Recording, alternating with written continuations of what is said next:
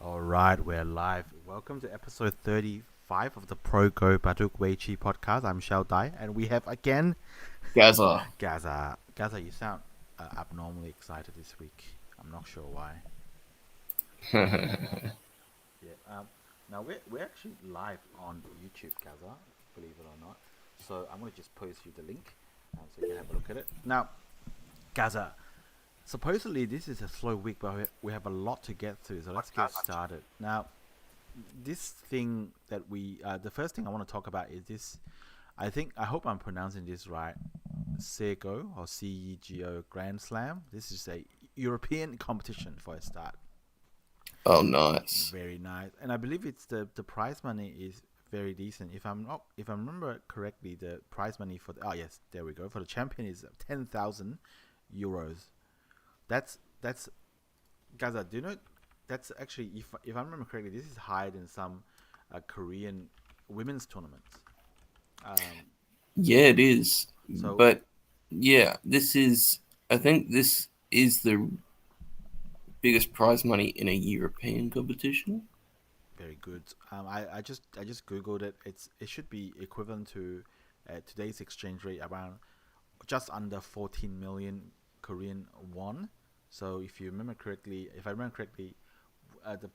the prize for winning 3 games in a row in Nanseolheon Cup is about 10 million. So this is a decent sum.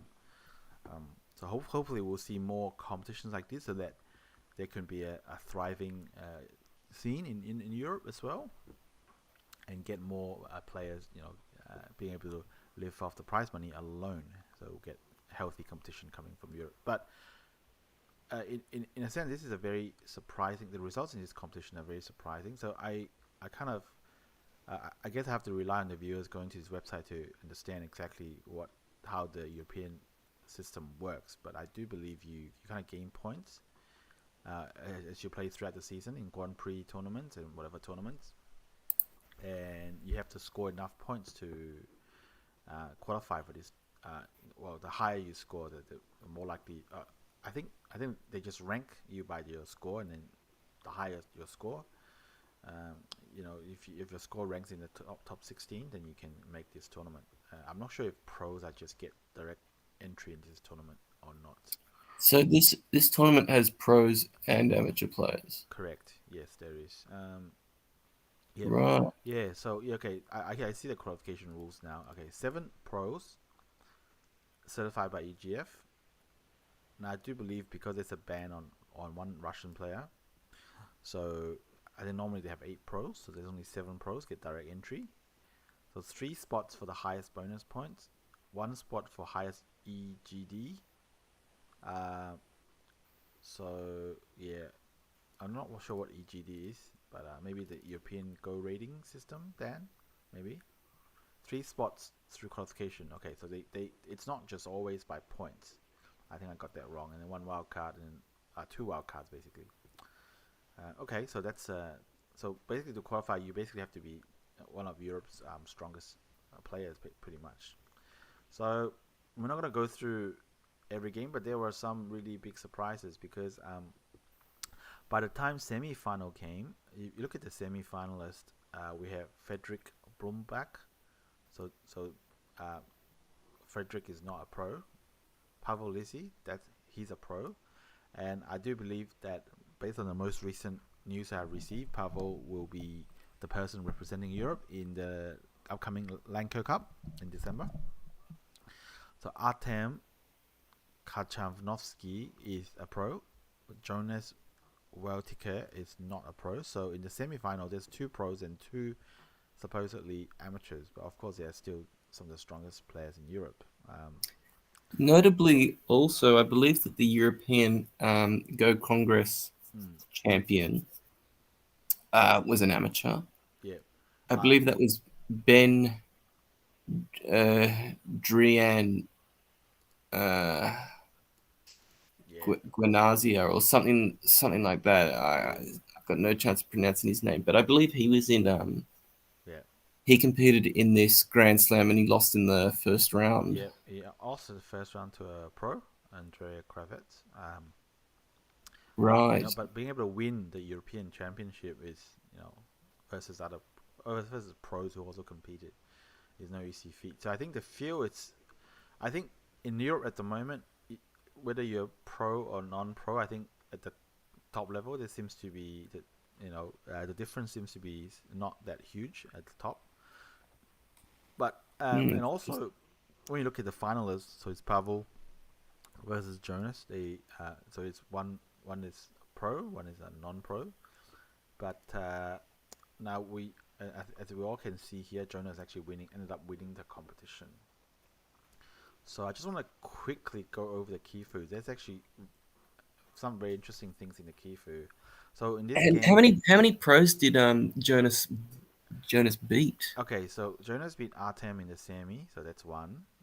Jonas then beat Stanislaw Freitag, so I believe he's a 1P, just Yeah, recently. he turned pro this year. And then, but he also beat Dusan Mitic, which I think is not a pro. Uh, but technically, he's been 3 pros on his way to winning it. Wow, Yeah, that's pretty impressive, beating 3 pros. yeah. That's crazy. Hey, and this is the final. So this is black is Pavol Lisy and white is Jonas. So look at the first move, Gaza. Tengen by Pavol. Oh, lovely. Lovely, very lovely. And then they start approaching the corner right away instead of taking another corner. So it seems to be, for whatever reason, it seems that Pavol is going for a very aggressive strategy. So again, focusing another move at the corner.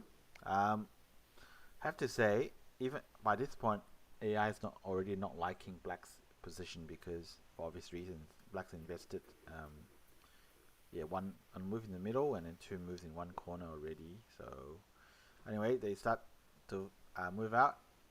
But and then Pavol plays another move, threatening this group. It seems like Pavel's strategy this game is just to try to play like in a very aggressive style, and then plays another move in the corner, and then plays another move. So like all his moves are concentrated in this area. So I'm not sure why he's doing that, but it feels like he's got this strategy of trying to playing ultra aggressive and trying to it almost feels like he's trying to outread Jonas in one local fight, and that's the kind of things that he's going for. But I believe after playing this, it's either Seki or Pure Light because White can make an eye here at any point, and here that looks like just a 1,000-year ko shape potentially. So I think actually White surprisingly is not in that much trouble, even though Black spends so much move here. So that's so yeah, it's very interesting how the strategy that Pavol has gone for, and also over here, this is also very interesting because once Pavol makes this extension up, Jonas just decided to take this one stone, settling the whole group, and then this makes Black look very cramped. So I'm not 100% sure why Pavol kind of chose this. And then also this kind of attachment here. This white group's already alive, so there's no hope for Black attacking it at all. So I I just don't. Yeah, I think up to this point, I already not really quite understand what Pavel's doing. Um, but his strategy seems to be just trying to be ultra aggressive, but it kind of doesn't work because his now black group is kind of weak. Like he can't really, you know, mount a huge attack. But anyway, the game continued going. But I think at this point, AI is just already hating Black's position because Black doesn't really have that many points, and White's got three, potentially 4 corners already. So yeah, and so they keep fighting over here. And I think at this point, White ended up just getting a little bit ahead in the capturing race and capturing this Black here as well. So actually at this point, White's got all 4 corners, and Black really have to make something in the middle, like a huge amount to kind of have any chance. So anyway, Pavol keeps on putting more pressure on this group, including playing moves like this. I think clearly aiming at blocking the way out for white.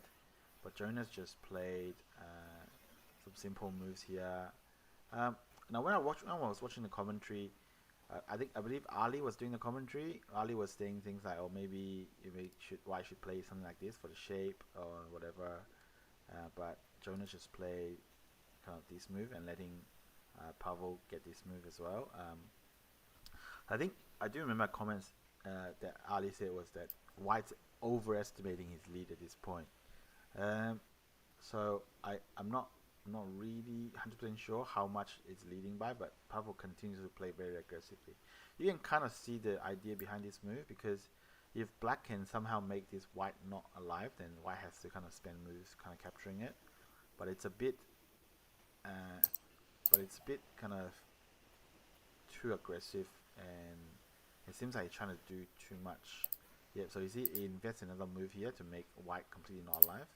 So white tries to move out and then cuts, get some more points in the corner, and then just decides to capture this stone more cleanly. So yeah, I think at this point it's just not enough points for black really. Even AI just really hates the position for black, and then just yeah. So it's kind of really difficult. But I really don't. I almost never see like a pro play so aggressively like Pavol over here, and I'm not really sure what the strategy was. Maybe he just thought he could kind of intimidate Jonas or outreach Jonas, but it does feel like that other European pros at least are very close in strength versus the top amateurs. So it doesn't. At least this kind of proves to me that's probably not such a great strategy. Yeah, but I think there's still more moves being played, but I think it's just that black just doesn't really have enough. Yeah, but it's a very interesting strategy that Pavol has chosen right from the get go. Yeah, so that's the final of the CEGO. Yes. Before we finish that, we do have an answer as to why Hmm. Pavol played at Tengen. One of our viewers, Right, Shinwito, right. mentioned that in the semi-final, Hmm. um, Jonas was white against Artem Kachanovsky, and Hmm. Jonas actually played Mirago Right. Hmm. um, for the first 12 moves in that game. Right. Interesting. And then Artem played at Tengen on move 13. Right. I'm guessing he wanted to get out of Mirago. Yeah. And Yeah. I'm guessing Pavol Lisy saw that and decided to Hmm. nip that strategy in the butt by playing at Tengen on the very first move. Right. Right. Right. But it does look like it's a very very aggressive way to play that he's chosen. And didn't work out for him. But it's good for Jonas. He's won the big prize money competition in Europe as an amateur. So let's see. Let's hope there's more lively competition coming out of Europe from that. So that's our coverage of the CEGO Grand Slam, and let's move on to Gaza. Let's move on to Japan and take a look at this competition called the Young Carp. I believe it's sponsored by maybe some kind of company. It's called Aluminium something company. But I like to refer to them as their title name, which is I think is the Young Carp. So it's very, to me it's very strange for the titles to be named after some kind of animals that's not uh, you know big or mythical or whatever. But I'm not sure. Maybe it's something in the Japanese culture to name your title after a type of fish, I guess. But I do believe it's a fast competition. It's a restricted Yes. competition, and I think the restrictions are for under 30s and You have under to be 7 Dan. Yes, you have to be under 30 years old Yeah. and under 7 Dan. Yes. I'm not sure if there's another other restrictions as well, but when I do believe at some point I read the qualification rules, and they kind of reserve places for players coming from a certain region in Japan, or reserve places for female, etc.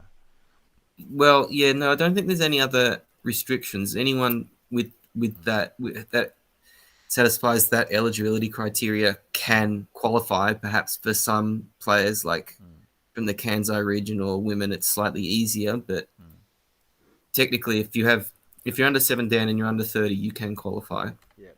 And it is a fast competition. It's 30 seconds a move. Yep. Although you can use there are 10 1-minute byoyomis. Yep.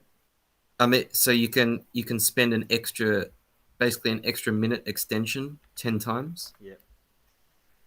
But other than that, yes, it is quite fast, and it is notable in that 2 years ago, Fujisawa Rina won this competition, and that was the first time in Japan that a woman had won a competition that was sort of co-ed. Yep. Open to both sexes. Yeah. Well, yeah, it's not a completely open competition because of the age and dan restrictions. Yep. But yes, it was the first time that a woman in Japan won a competition that wasn't restricted just to women. Yep. And then last year, Ueno Asami won the competition herself, and this was so becoming, 2 years in a row that it was won by a woman. And both of those players, Fujisawa Rina and Ueno Asami, qualified this year. And Ueno Asami in particular, both of them, obviously, if either of them win it, it'll be the second time they would win it. And this competition has been won twice in the past. Ichiriki Rio has won it twice. Rei Terayama, perhaps not that well-known a player, he's won it twice. But notably, neither of them won it twice in a row. No. So if Ueno Asami wins it, she will be the first person to win this tournament twice in a row, which would be pretty impressive if she were to do it. Yeah, and also just to point out that the very first edition of this competition back in 2006 was won by also a women player, Xie Yiming, who was, I guess, Japan's number one for a long time. Yes, Xie Yiming did win the inaugural Young Cup tournament. However, it should be noted that at that time the tournament wasn't an official tournament. It's a bit strange, but tournaments can sort of be like unofficial, where the games aren't rated and like they don't count towards promotion. And then it seems like at some point, I don't know which edition it was, but at some point it changed to an official tournament. Right. So Xie Yiming's win in the inaugural competition, obviously, it was still a co-ed tournament, but it wasn't considered. Fujisawa Rina's win 2 years ago is considered the first official win by a woman in a co-ed tournament in Japan. Right. Okay, I see here in Japanese writing it says the first 5 editions are unofficial. From the 6th edition on, it becomes official. I'm not quite sure why, but that's what it says. Right. So in that case, Terayama Rei, while he did win it twice, in one of those occasions it was unofficial. Right. So before this tournament, Ichiriki Rio would have been the only player to have won officially twice. Now let's not try to keep a suspense, but Ueno Asami also won the most recent edition, so she's won it twice in a row. Crazy. Yes. So it was actually a bit. It starts off as, I believe, 16 players. It's a 16-player tournament after the qualifiers. Yep. And the first 2 rounds, it is a fast tournament, so the first 2 rounds are played on the same day. Right. Yep. In this case, they were played on a Saturday. Yep. Saturday, what was it? The 26th of November. Mm. And then the semi-final and final were played on the Sunday, the very next day. Yep. So it's a weekend competition with 4 rounds. Yep. Very fast. And in the first round, three women won. So Ueno Asami, the defending champion, she won. Yep. Fujisawa Rina also won. Yep. And Ueno Risa won. Yep. That's Ueno Asami's sister. Yep. And she beat Matsuyura Yuta, who is a 7-dan. I'm guessing he must have been a 6-dan. Yeah. When he entered the qualifiers. Because do you have to be under 7-dan or you can be just 7-dan? I can't. No, that's a good point. Perhaps you can be 7-dan or under. Yeah. Now. Yeah, I'm guessing you can be 7-dan or under. Yeah. So maybe he was. I think he was actually 7-dan when he entered the qualifiers. So. Yeah, and guys, this is no joke because Matsuyura Yuta, he's actually made the Meijin League before, as far as I can see. So he's actually like made one of the major leagues. So that's potentially how he made 7-dan as well. So Ueno Reese has beaten someone who's actually made one of the big 3 leagues. Yes, and he entered the Meijin League. Yes, he entered the Meijin League 4 years ago. So yes, he was definitely a 7-dan when he entered the qualifiers. So in this tournament, I guess you could be 7-dan. You have to be 7-dan or lower. Yeah. So, okay, so 7-dans can participate. And yes, he's a very strong player. He's actually won the Aegon Kiriyama Cup. So very, very strong player. And so impressive win by Ueno Risa there. Yeah. Then the quarterfinals, Ueno Asami beat Hirata Tomoya, who is the current Aegon Kiriyama Cup champion. You remember us reporting about this? Hirata Tomoya won the final game versus Yama Yuta. And I do believe he also eliminated Ichihiro in the main tournament as well. So again, I think he also eliminated Yu Zhengqi in the final prelim. So he's a very, very strong player. Yes.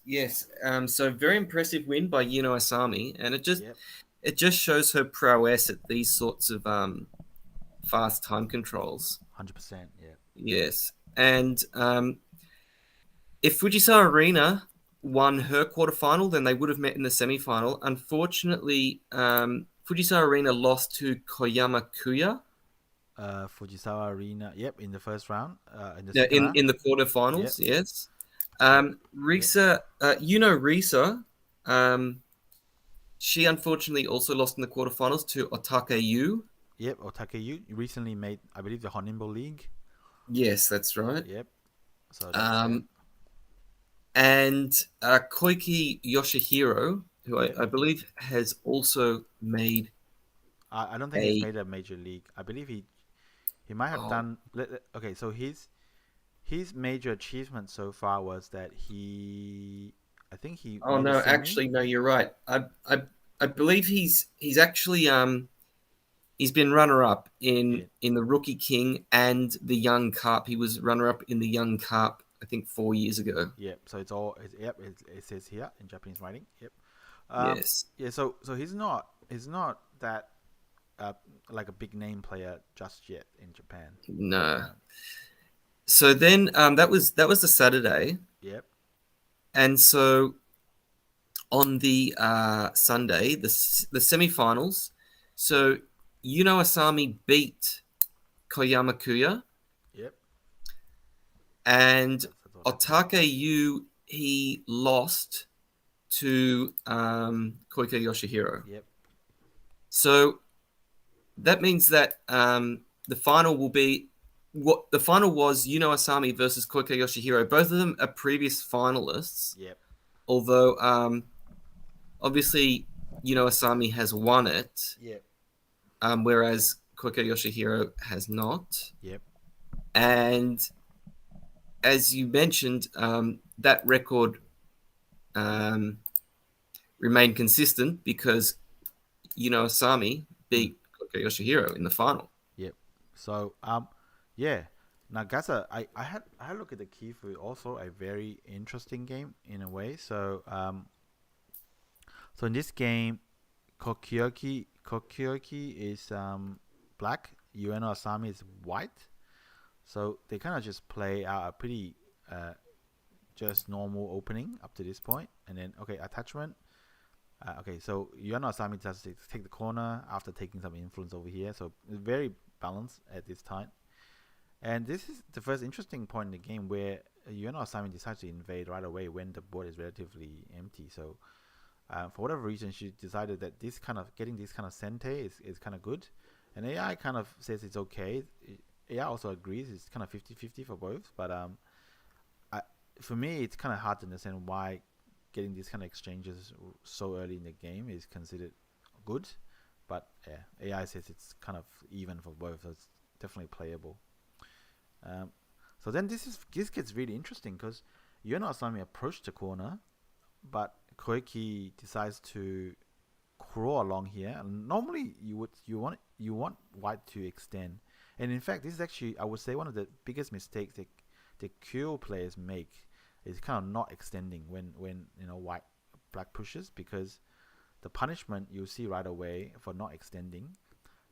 But now this is very interesting because Ueno Asami did not extend over here. Ueno Asami immediately attached. So is she making a Q level mistake, Gaza? Now this is the textbook way. How Koike plays next is the textbook way to punish this. So let's see how he does. So he hanes up and double hanes. So this is a classic way to try and punish this. And then so Ueno Asami Ataris and extends. So what ends up happening was that Koike ends up building a wall facing this side. But guess what? There's already white stones there. So the value of this wall isn't that great. So I think that's why Ueno Asami kind of allowed Koike to do this double hane. Normally that's considered a Q level mistake, but Ueno Asami kind of chose this way because it's still playable, still reasonably even. But Ueno Asami, of course, the benefit was that she got 2 moves in here. Right. Yeah, so very very interesting that Jonas let him build a wall, knowing that this wall isn't that valuable to start with. So very interesting choice. Okay, and then now Koike, I think his name was, and then he tries to see how Jonas got 3 moves in the corner. That's very interesting. You probably almost never see this in games. So. So he sends up another move, capturing this. So far so good. They kind of keep fighting a little bit, but at this point, AI start favoring Ueno. I think it's just her play is just more active, and she's kind of trying to find. She's got 2 corners, pretty solid. Some territory over here. She doesn't have anything to attack yet, but AI is already start to favor. Her, and this is AI just doesn't like this move. Just feels like it's too slow. Too slow. Too slow playing inside. But it does feel like it's like almost stereotypical of some of the Japanese style. And I guess what's worse about this move is that Ueno Asami punished it by haneing in sente. I guess if black kind of like play elsewhere now, then white can potentially get this in sente.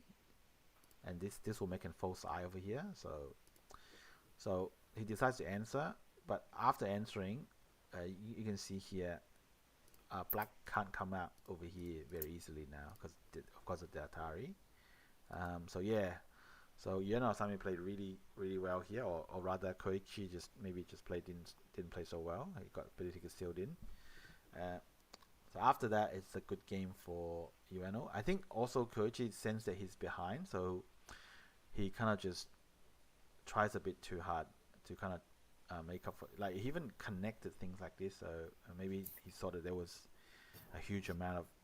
But normally this is just a Yosei move. But Like he's so desperate for points that he decides to connect this. I guess it kind of can be can be reasonably big, because maybe there's some RGs like things like that. So it's quite big, but it does feel like that he's kind of very desperate for points at this point. So they keep playing. Keep Now this is a very interesting part in the game. So I think at this point, Koike must know that he's behind. So he's been trying to set up some opportunities to attack this white group. Peeping over here. Now, and then he kind of extends over here. Yes, and then AI doesn't really like that because these black stones either will die, or it's gonna just make white too strong on the outside, which then would put more pressure on this black group. So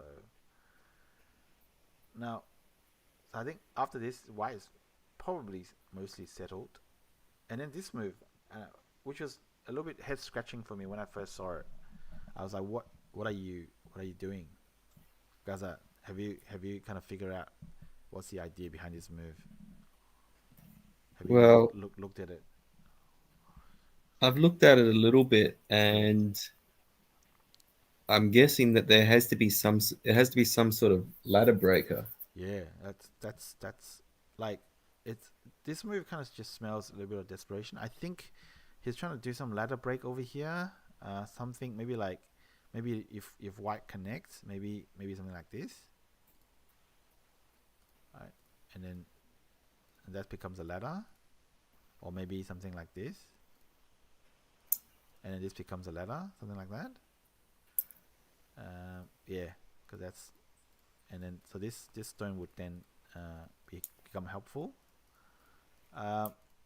That's my best guess, but I really don't know, or maybe there's an even more severe way to punish this. But this does look like a reasonably strange move. Yeah, so yeah, so maybe even like just direct Atari or something. Yeah, that can become a ladder. So, but Yeah. whatever the thing is, Asami decides to respond here, and I think she can afford to play very thickly because I think she's already ahead. But look at what she does. This is Hammer Girl at her best. She kind of noticed that, okay, wait, you know what, this black group isn't fully alive, mate. So she just kind of goes for this. Let's just watch what's happened. There's no need for commentary because she just threatens this black group even more. And then this black group says, okay, I'm gonna fix my shape. And Oshihane said, nope. Cuts Tari and then extends. Tari comes out. Gets some Sente moves over here. Yeah, get this Sente move, and then bang, bang. When she makes this shape, it's Sente as well because yeah. Oh, Yeah. So yeah, it's black has to painful. connect, and then she's like, I'm gonna destroy this eye down here as well, and then yeah, it just wasn't gonna happen for black. So, and that's when black Time to resigned. resign. Yeah. Yeah. So Ueno Asami completely hammered Koike. Yeah, just a crazy Mate, result. she destroyed him so much that you can't even pronounce his name properly. Yeah, I couldn't be bothered anymore. And we've got another regular viewer in the chat, Bledo Mouse. Yeah. He's a very active member in the Discord as well. He posted some. He supplied the Pro Weiqi Discord with some emojis of Asami, and I must say that they're quite imposing. Right. The Asami army. Yeah.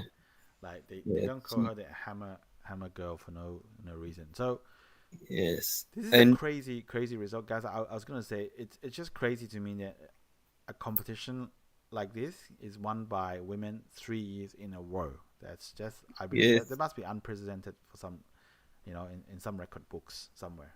Oh, it's absolutely unprecedented. And this is Asami's, I believe it's her 10th title now. She's won 10 titles.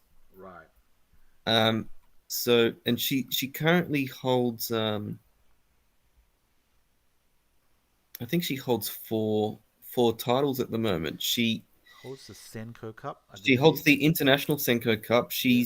she currently holds the women's Kisei, Mm. and she holds the Aizu Central Hospital Cup, another women's tournament. She won that off Fujisawa Right. this year. Mm. Yeah. So she's got. So she's four crowns, quadruple crowns, Yep. and 10 titles overall. And Yep. this was one of her most dominant. This is possibly her most dominant. She beat some very strong players. Yep. And yeah.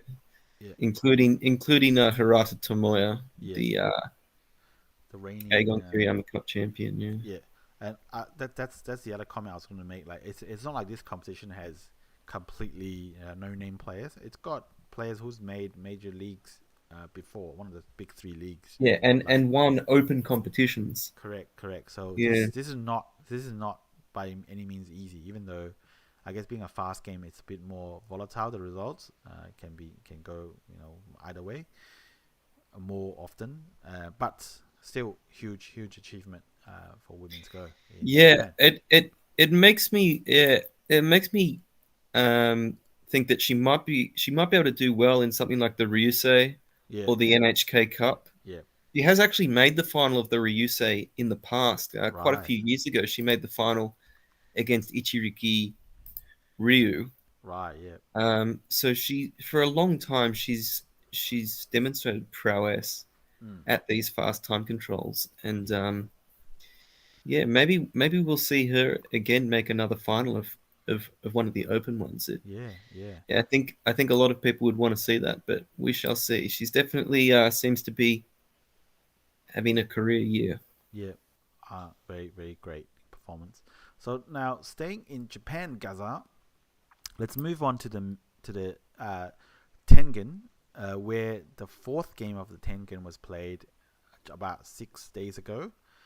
Yes, the Tengen was played. I think it was played on the Friday. So this was another game that we didn't cover last week.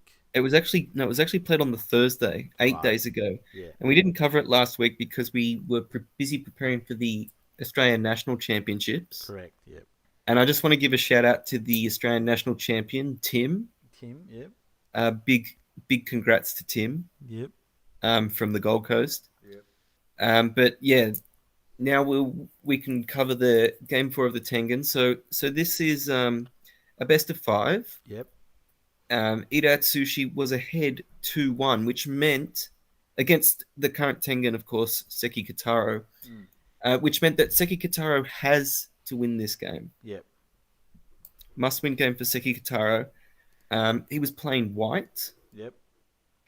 And I think that this game, the interesting part of this game started on move 1. Yep. So let's look at move 1 of that. Okay. Yes. So actually, let me open up in this, which is more flexible. Tengen again. Now, and you mentioned that again. Yeah. So we've discussed this before, but for those that haven't been following the Tengen or been watching our podcast, in game 1, Ida Atsushi played at Tengen on move 2. His first move as white. Yep. And that was a bit of a shock to us at least, because this is quite a prestigious tournament. It has a very large prize. Yep. And playing at Tengen in a Komi game, a game with Komi, is not considered to be a particularly good move. Yeah. But it's playable, but it's not considered optimal. Yeah. And so no one does it. Very few people does it. Very, very few people do it. Like, you might say it might happen in a qualifying game, but those games don't get recorded anyways. And to see it in a recorded game is a little bit of a surprise. But this is not just a recorded game. This is a title match. Yeah. And now it's happened again by the same player in the same match. Yeah. And Gaza, I just turned on the AI evaluation engine to show that it kind of just give the other person like maybe half a point advantage, but it's still playable. You might want to change the rule set to Japanese rules. Okay, because it's a bigger advantage. Is that right? Well, it is a Japanese tournament, so Okay, yeah. I just changed the rule set, so hopefully they'll change the evaluation. I think. turn the engine off and then back on again. Oh, okay. I have to do that. Is that right? Yeah, do that. Okay, it's 1 point advantage. So yeah, so just because So it does, it's it does. it's considered maybe to be well, I mean by that sort of AI evaluation, White's typically given an advantage of maybe 0.5 at the very beginning, Right.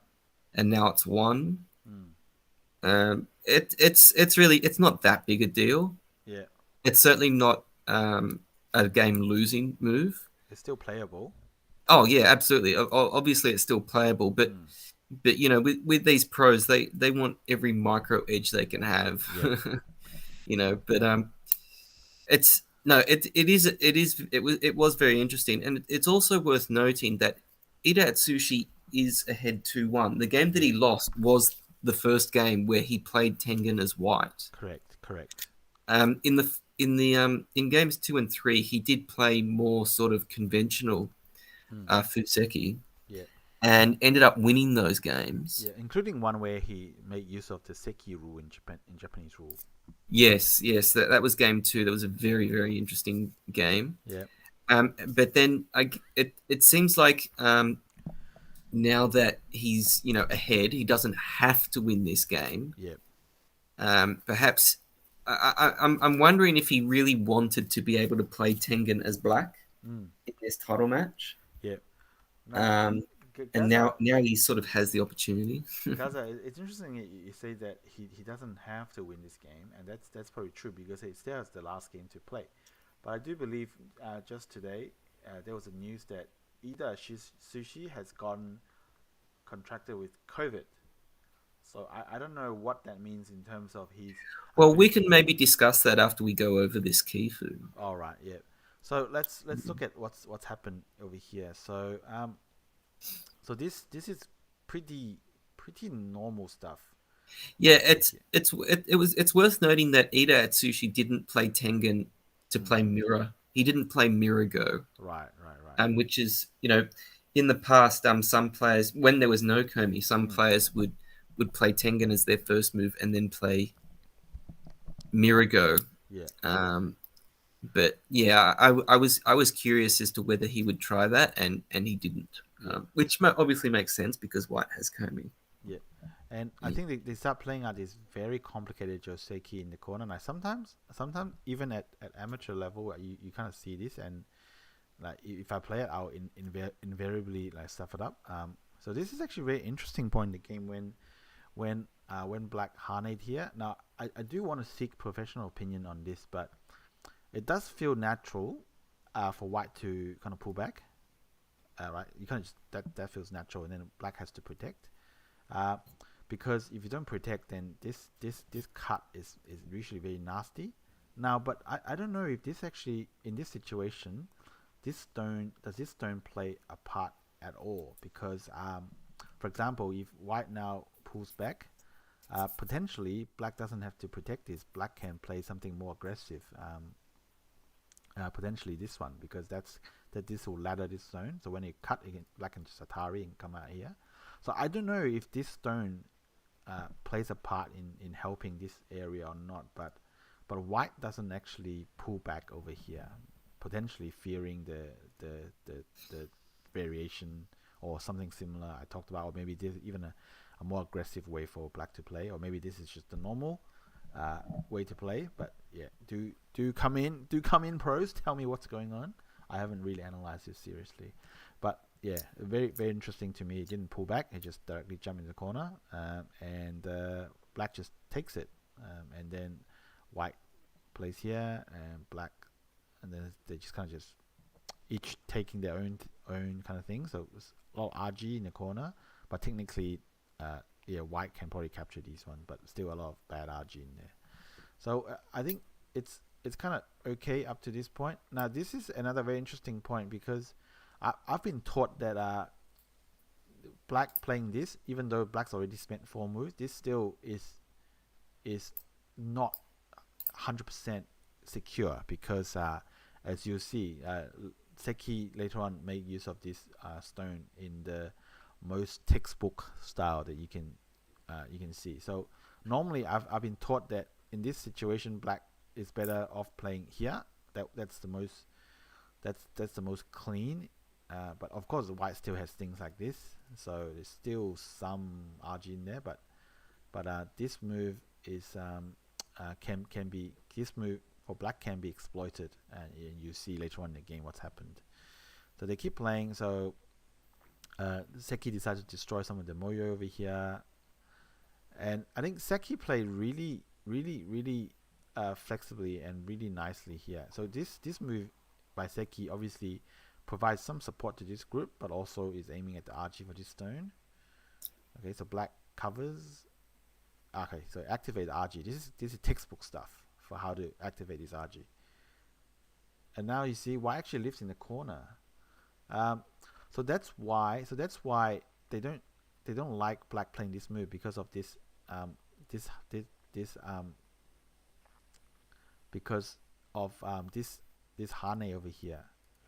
If there's a white stone here as in the game, then this is a classic way to activate the RG. So that's why I've been taught that this move isn't necessarily the best in terms of killing off all the RG, but he's played it. He's probably got his own calculations to think about. Again, pro opinion sort, but whatever it is, white ended up living in the corner, and Seki I think just plays so beautifully here. Now when he's got cut, like normally your instinct would be kind of try to save this group somehow, by making use of some of the weakness of the black over here, something like that. But Seki just played really beautifully here. He just said, I'm going to push. And then Ida says, no, you're not going to make use of this RG anymore. So he kind of just comes out with this.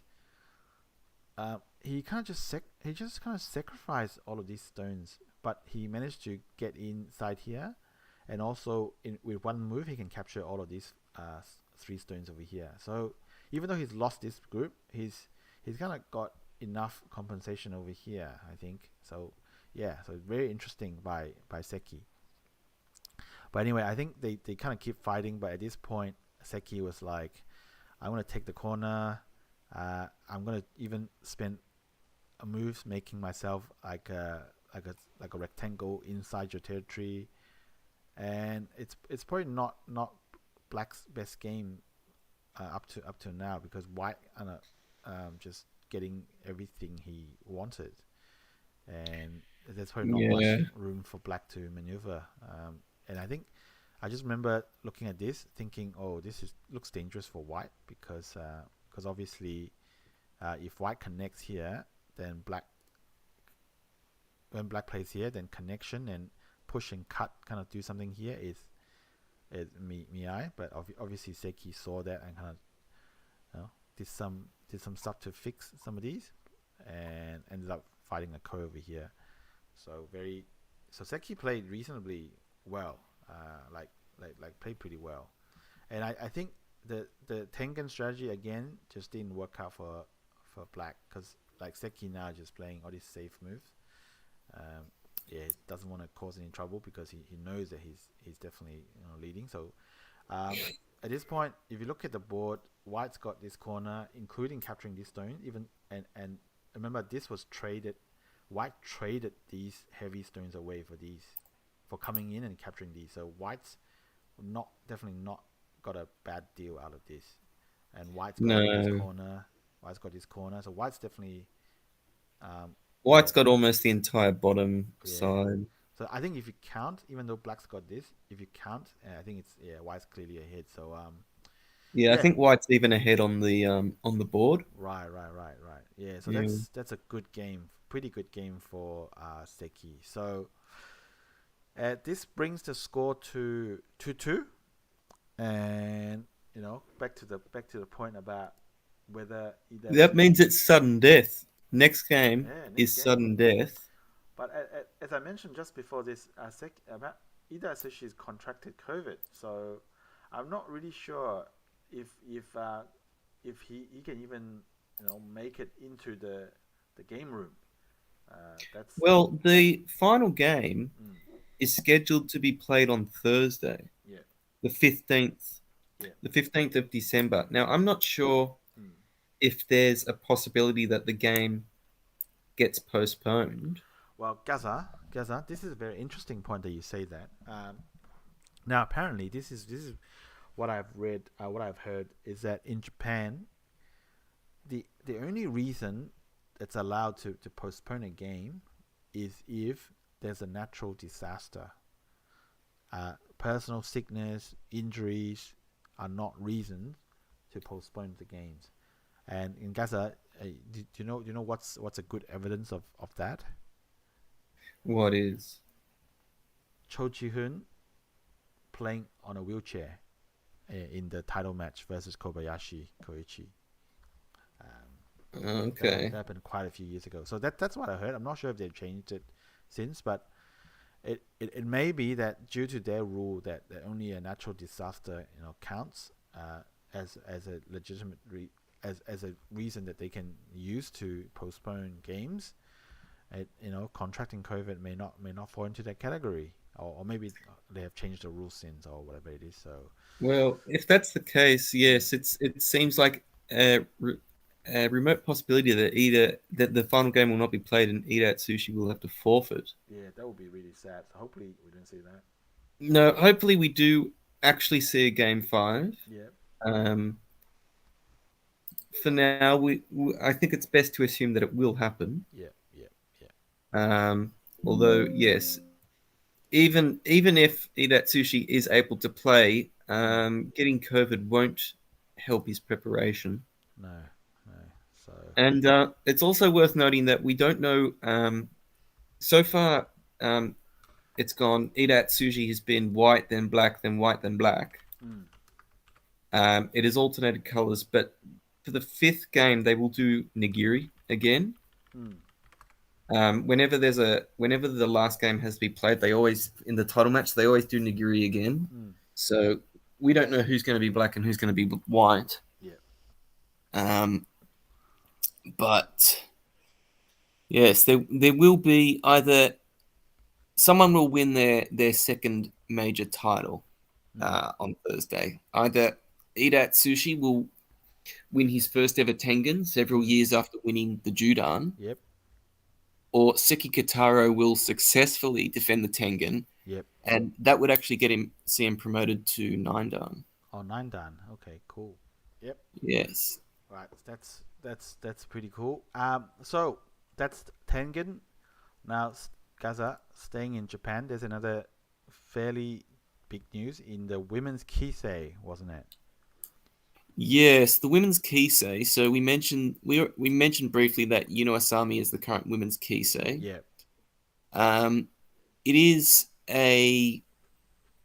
like most of the Japanese titles, it is a title holder challenger format. And so there's a tournament to determine the challenger. It's a knockout tournament. Yep.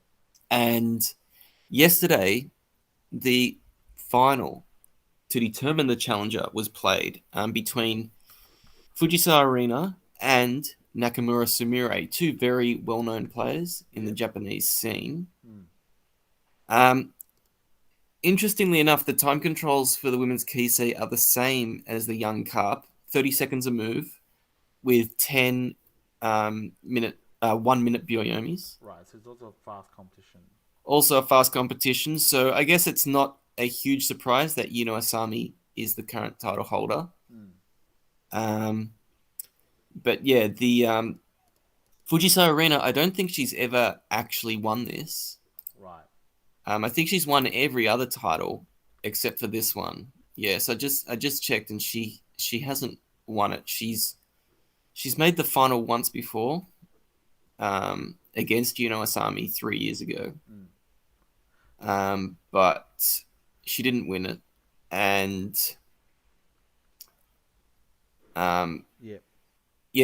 yesterday she tried to make the title match again and was up against Nakamura Sumire. Yep. So really, Nakamura Sumire, of course, is a prodigy. I believe she's still only 13 or 14, something like that. She's 13. Yeah, 13 she years was old. born Yeah. in 2009, I believe. So. Maybe 2008 or 9, one of them.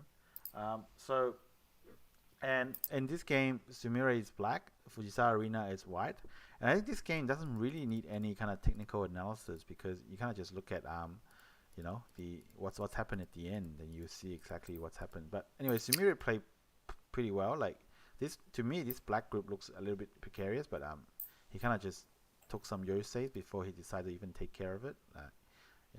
So yeah, this kind of some kind of connection to this black group. But anyway, they kind of keep fighting, and at this point, Fujisawa Rina take the corner, and Sumire ends up connecting his groups. But I think because White's running this group, which kind of doesn't really have that many points, even though this black group didn't make many points, this black group kind of had 2 moves against the corner, so that's kind of quite big. But let's just quickly skip ahead to the interesting part. So at this point, this white group is not alive. I believe the game was relatively even, if I remember correctly. So then Sumire decides to put more pressure on this white group, that Fujisawa Rina, and yeah, and apparently letting black get this move is a huge mistake. That kind of completely destroyed white's kind of eye shape. So white apparently did this where black played, that was the vital point in the shape that both sides should have fought for. But Fujisawa Rina missed that, so her group got sealed in. So now you can see this white group is in a little bit of a trouble because it doesn't have 2 eyes yet, or the 2 eyes are not very clear.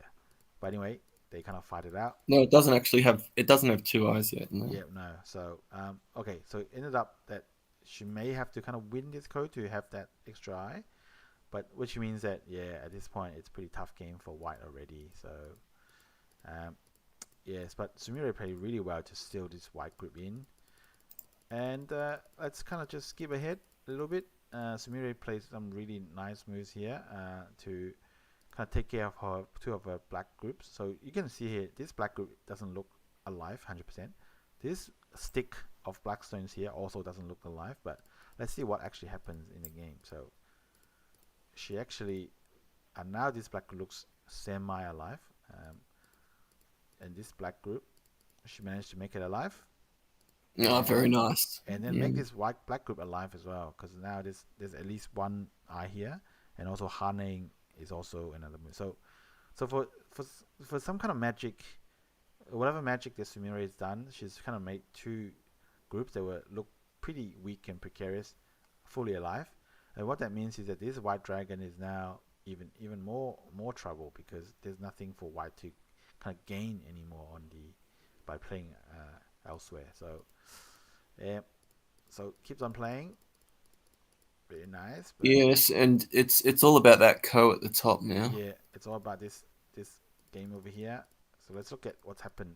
Bang, bang, bang, bang, bang. Fight more code. Fight more. Fight more. Fight more. Skip ahead quickly. Skip ahead. Skip ahead to the end. Yeah, and then black fills in the ko, so white needs to. So look at this white dragon over here. It's completely dead. And of course white kind of cut off black, but I guess black is threatening this group, so can connect back somehow. Yeah. No, well that white, pretty sure that white group is on the right is dead as well. Yeah. Yeah. Or is it? Or no, it is. I'm pretty sure it is. Right. So I think black's ahead by maybe 90 points. Yeah. So or maybe 100 points on the board. Yeah. So with the Komi, it's like 93 points. Right. It's yeah. It's so it's crazy, huh? Yes. This whole dragon just died like that. But yeah, that's why this game doesn't need any technical analysis, because you can just look at this and just go, okay, well, yeah. That didn't well, work I out mean, for I think it Fujisawa. was a pretty good. I think it was a pretty good analysis, but Yeah. very very clinical game by Nakamura Sumire, and now she will play in the title match of the women's Kisei for the first time. Yeah. She has played in a title match before. She played in the women's, I believe it was the women's Meijin. Yep.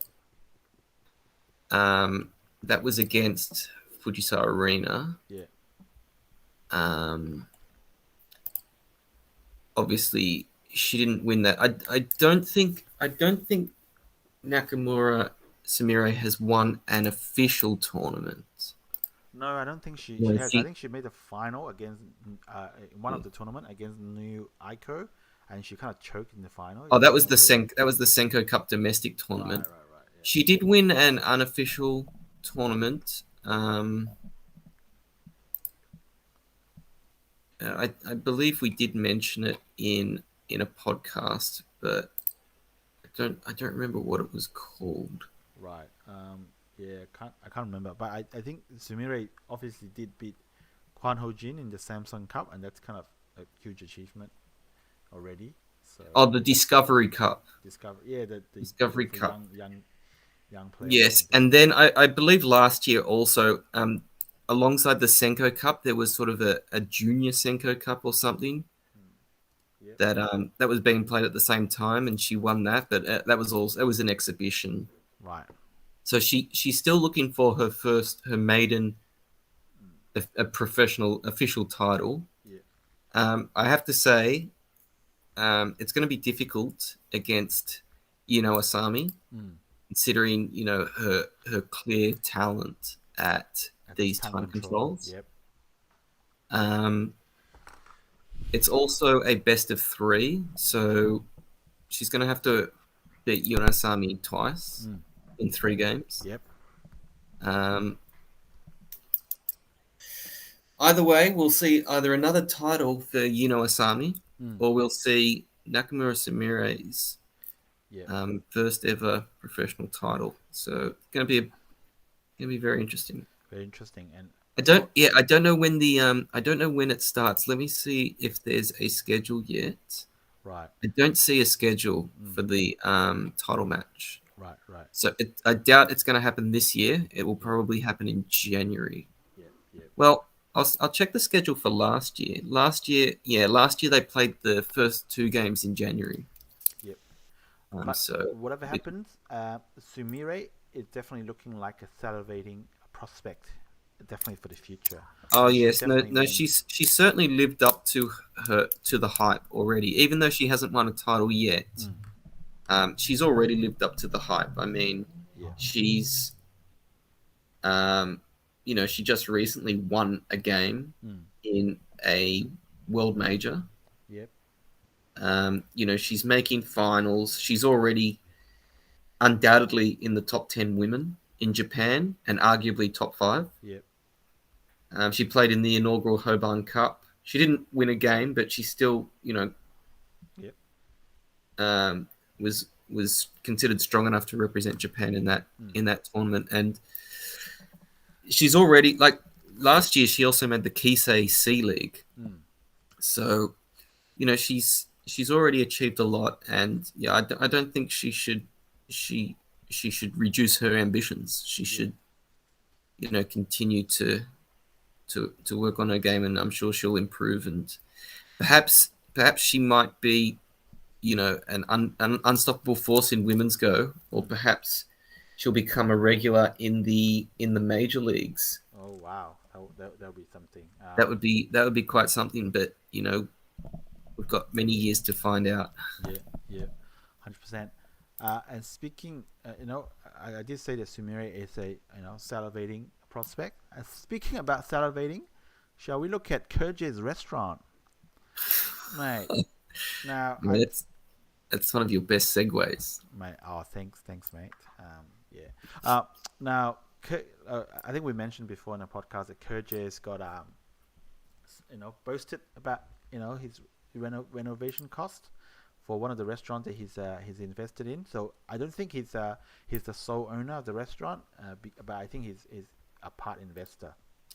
Well, that makes sense considering the costs. Yeah. Well, it's not cheap. Let's put it this way. And the restaurant does look reasonably classy. So I think in one of the Pro Weiqi posts it says that it was in Beijing, but that's because Koje normally lives in Beijing. But apparently the restaurant's in Hangzhou, and the name of the restaurant is Yue Jiangnan, which is this Chinese writing here, and that's the logo of the restaurant. So that's him talking about. So this is the address in Chinese. If you ever wanted to head there, of course that's the phone number. But it's in Hangzhou somewhere.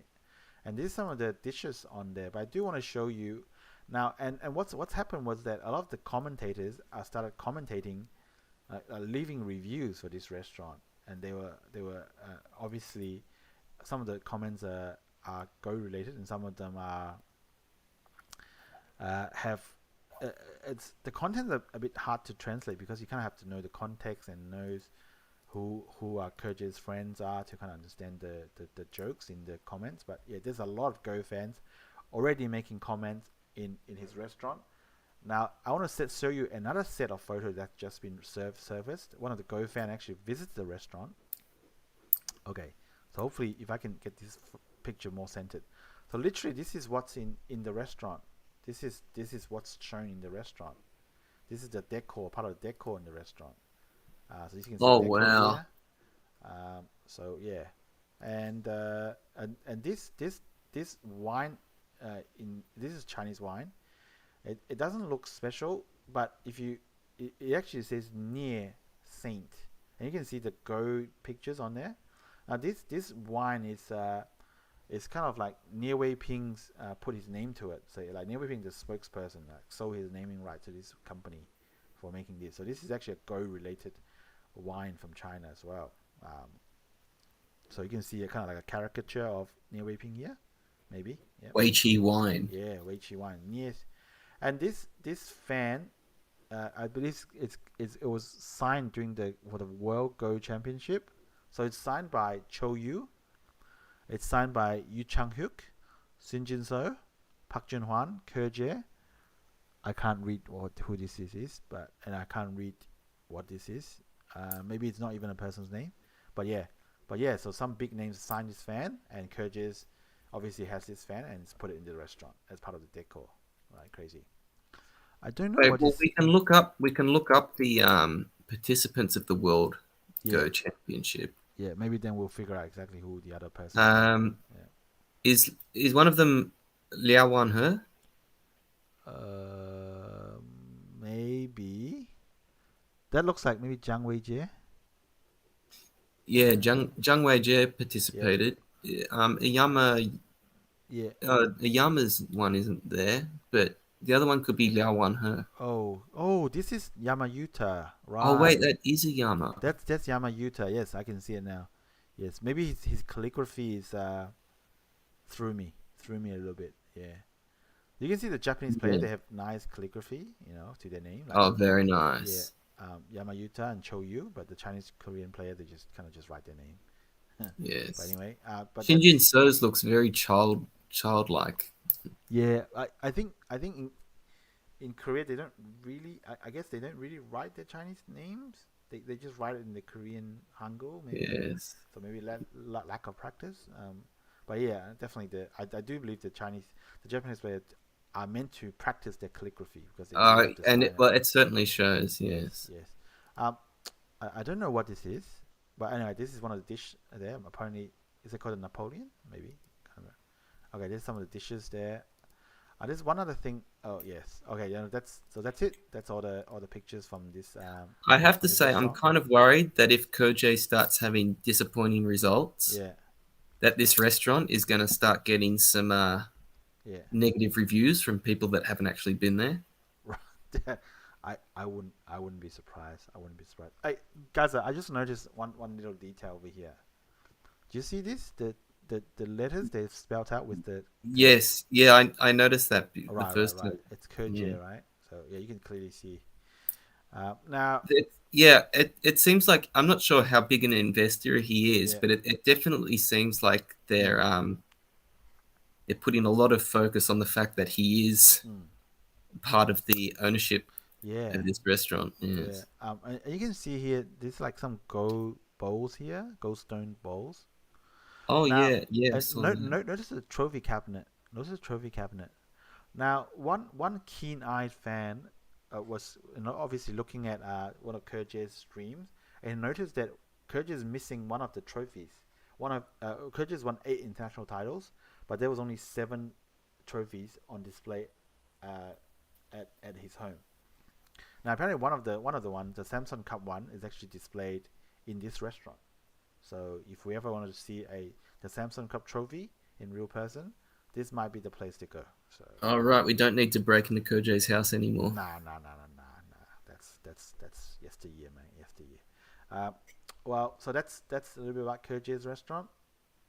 And from talking about the Chinese number one, Gaza, shall we move to talking about the Korean number one for, I believe, like 44 months in a row already, or something like 36 months. 36 months. Okay. Yeah. Okay. I think. So this is the actually the December Korean rankings. It's a December Korean ranking. Right. Yes. And who's number one? Surprise, Shinjin So. Oh, Shinjin So, number one again. Wow. Big shock there. 36 months in a row. Yeah. Again, no surprise. He did lose. I think he lost one game. He didn't play that many games, to be honest, in November. He did lose that one game to Yang Dingjin. Yeah. Otherwise, he may have only played one the LG Cup games in November, so he wasn't going to lose many rating points. I don't think he actually lost rating points. Right. But it doesn't really matter because he's so far ahead of second place, who is still Byun Sang-il. He's been in second place for 3 months now, so which I still feel a little bit uneasy about because I've always thought Park Jun-hwan is a clear number 2 in Korea, but apparently according to the Korean rankings, he's dropped to 3rd now on the table, and Byung-sang is 2nd, and Byung still hasn't won an international title despite being number 2 in Korea. Well, he hasn't won a world major. Well, okay, yeah. He did win the Kuksu Mountains International Tournament, which is not quite a world major, but it is an international tournament. But yes, he is still looking for that big one. 100%. Yep. Yeah. Big title, and obviously his last effort in the Samsung Cup ended, rather spectacularly against Choi Jong. Yeah. Speaking of Choi Jong, she's jumped. She's probably the biggest improver. Obviously, her exploits at the Samsung Cup played a big part in that. She gained huge points, and she's up to 17th. 17th, yeah. Which is almost her career high. She has been as high as 16. Right. But 17th, top 20. Really, really good to see. And she's been number one for women for I think over 9 years now. Yeah, I think officially she's been for 109 months. Yeah, that's just insane. Yeah. She's and she's not even close to number 2's not even close to her. Right. So just been a huge juggernaut for women's Baduk. 100%. Yeah. Some other interesting things. Kim Yoon-ji, the prodigy, has reached the top 75. Right. For the first time, and she's kept her number 3 women's rank. Right. Kim Chae-young is the number 2 women's player.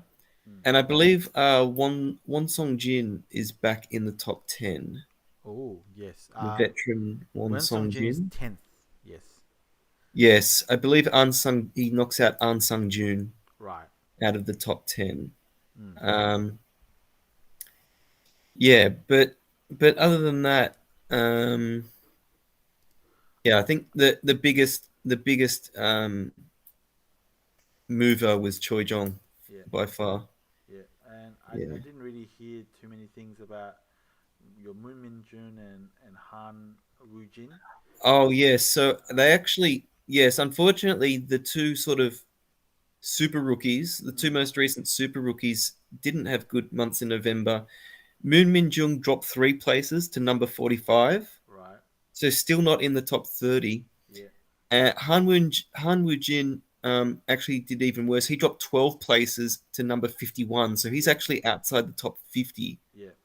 now. And I believe that's mainly because of his poor performance in the Yi League. Right. Yeah. Yes, and it seems like another one, it seems like Lee Chang-suk Right. may not have had a great Yi League either because he's dropped down to number 22. Right. Yeah. Last year he was in the top, I believe he reached the top 10. Yeah. It's a bit strange to see him seemingly falling down the rankings. Yeah. Definitely still a very strong player, including he's a seed in the next Korea's strongest league. Managed to make the top 4 of that league. Yeah. So hopefully he'll get back into some form. But yeah, interesting rankings. Some not too many surprises. I think we all expected Choi Jong to jump up a lot of points, and she's having a good month in December as well. So we may see her gain even some more places come the January rankings. Yeah, crazy. So I do believe that the ranking 1 to 9 remain unchanged. So let's just read out the fourth spot onwards. So it's Kang Dong-yun, Shin Min-jun, Lee Dong-hoon, who's basically self-retired, and then Kim Min-hyun, Park Gwen-ho, Park Ha-min, and Won Song-jin. They round out the top 10. So that's it's worth noting that 2 of those players in the top 10 are actually essentially inactive. Lee Dong-hoon, as you've said, is essentially retired. Yeah. He hasn't left the KBA, so that is why he's still on the rankings. But he will be removed once he's inactive for a sufficiently long time. Yeah. Right. And Park Ha-min as well has apparently entered military service, which is mandatory. Yeah. For Korean men. Yeah. So he won't be playing games that regularly, if at all. Right. So, but in the Korean rankings, if you don't play games, you don't lose points. Right. That's how it works. It's points it's an accumulation thing, and basically, if you're inactive for a long enough time, you'll just disappear from the rankings. But then when you return, you return with the points that you left with. Right. So if Lee Dong-hoon suddenly came back in like 5 years' time, he would return with the same points. Yeah. Not sure if that's the best system, but that's how it is at the moment. Yep. But yeah, that is the top 10. Yeah, awesome. Now, after talking about Sumire, the prodigy, and the Korean rankings, let's talk about Korean ranking number 75, also a prodigy, which is Kim Yeon-ji. She's done great in the last few weeks, hasn't she? Well, she's done great for the entire year, but especially in the last few weeks. Yeah. We did mention a couple of weeks ago she won her first ever professional title, official title. Yeah. The Hyorim Cup. Hyorim Cup. Oh, this is called the Future Queen Cup or something in Korea. Yeah, so it's essentially a tournament for young women players. Right.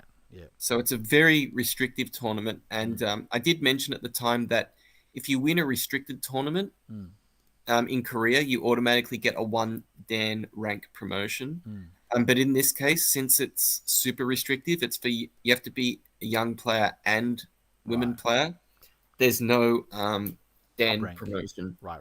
There's no rank promotion. Yeah. But I believe she actually moved up a rank just before this tournament's finished. Right. She moved from 3 Dan to 4 Dan just through accumulation of wins. Yep. Wow. Yep.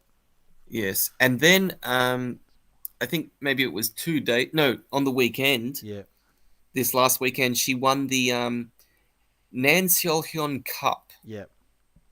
Which is it's a women's tournament, but it's open to all women, although not all women compete in it. Notably, Choi Jong doesn't compete in this tournament for whatever reason. Right.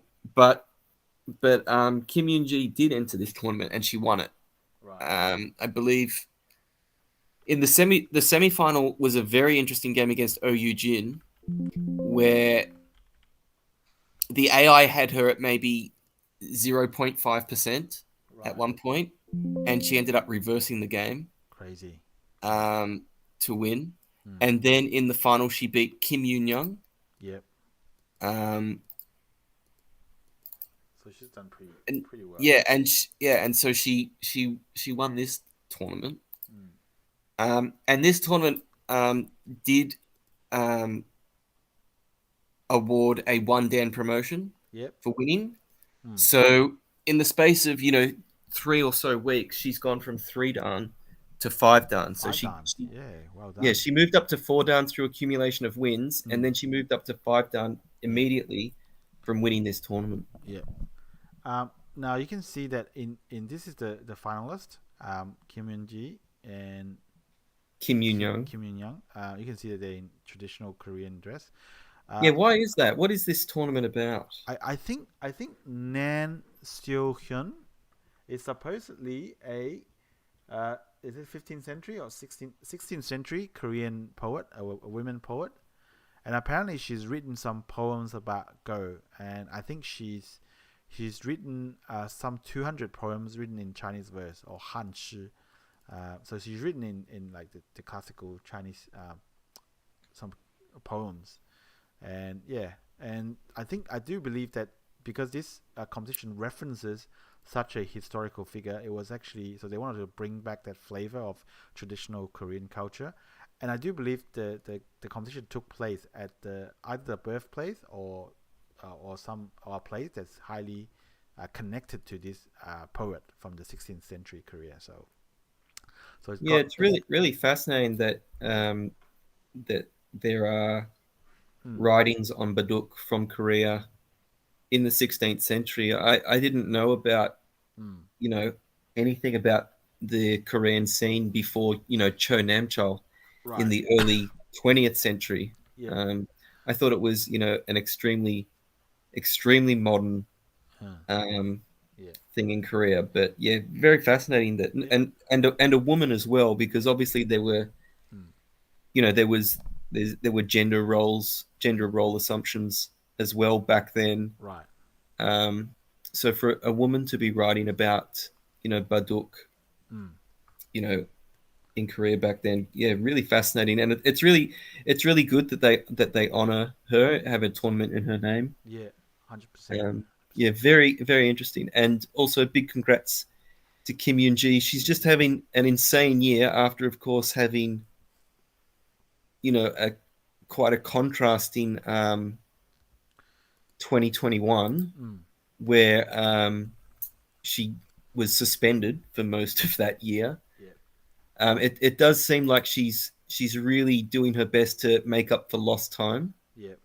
She's won over 100 professional games this year, which is the first time anyone has done that.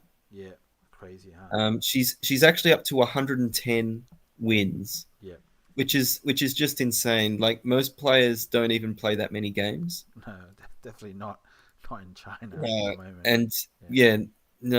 And she's definitely trying to make up for lost time. I believe she's been a pro for less than about 3 years now, and she's already reached 5-dan. It doesn't look like she's going to stop anytime soon. It definitely seems like she's well on track to beat the solid number 2 women's player for Korea at a minimum. At a minimum. Now there was some comments online where it goes something like this. It says Kim Eunji is not just the successor to Choi Jong; she's the successor to Shin Jin-so. Now that's some high praise. But what do you think about that statement, Gaza? Do you have any data to prove or disprove that point? Well, I think that. Well, firstly, I should say that she should, if her ambitions is to be as good as Shin Jin-so, I think that's a great goal to work towards. And all the best. I think all the best players in the world, and they start off with those unrealistic perhaps unrealistic ambitions. But it's that sort of optimism and that sort of determination that makes them the best players in the world. Yeah.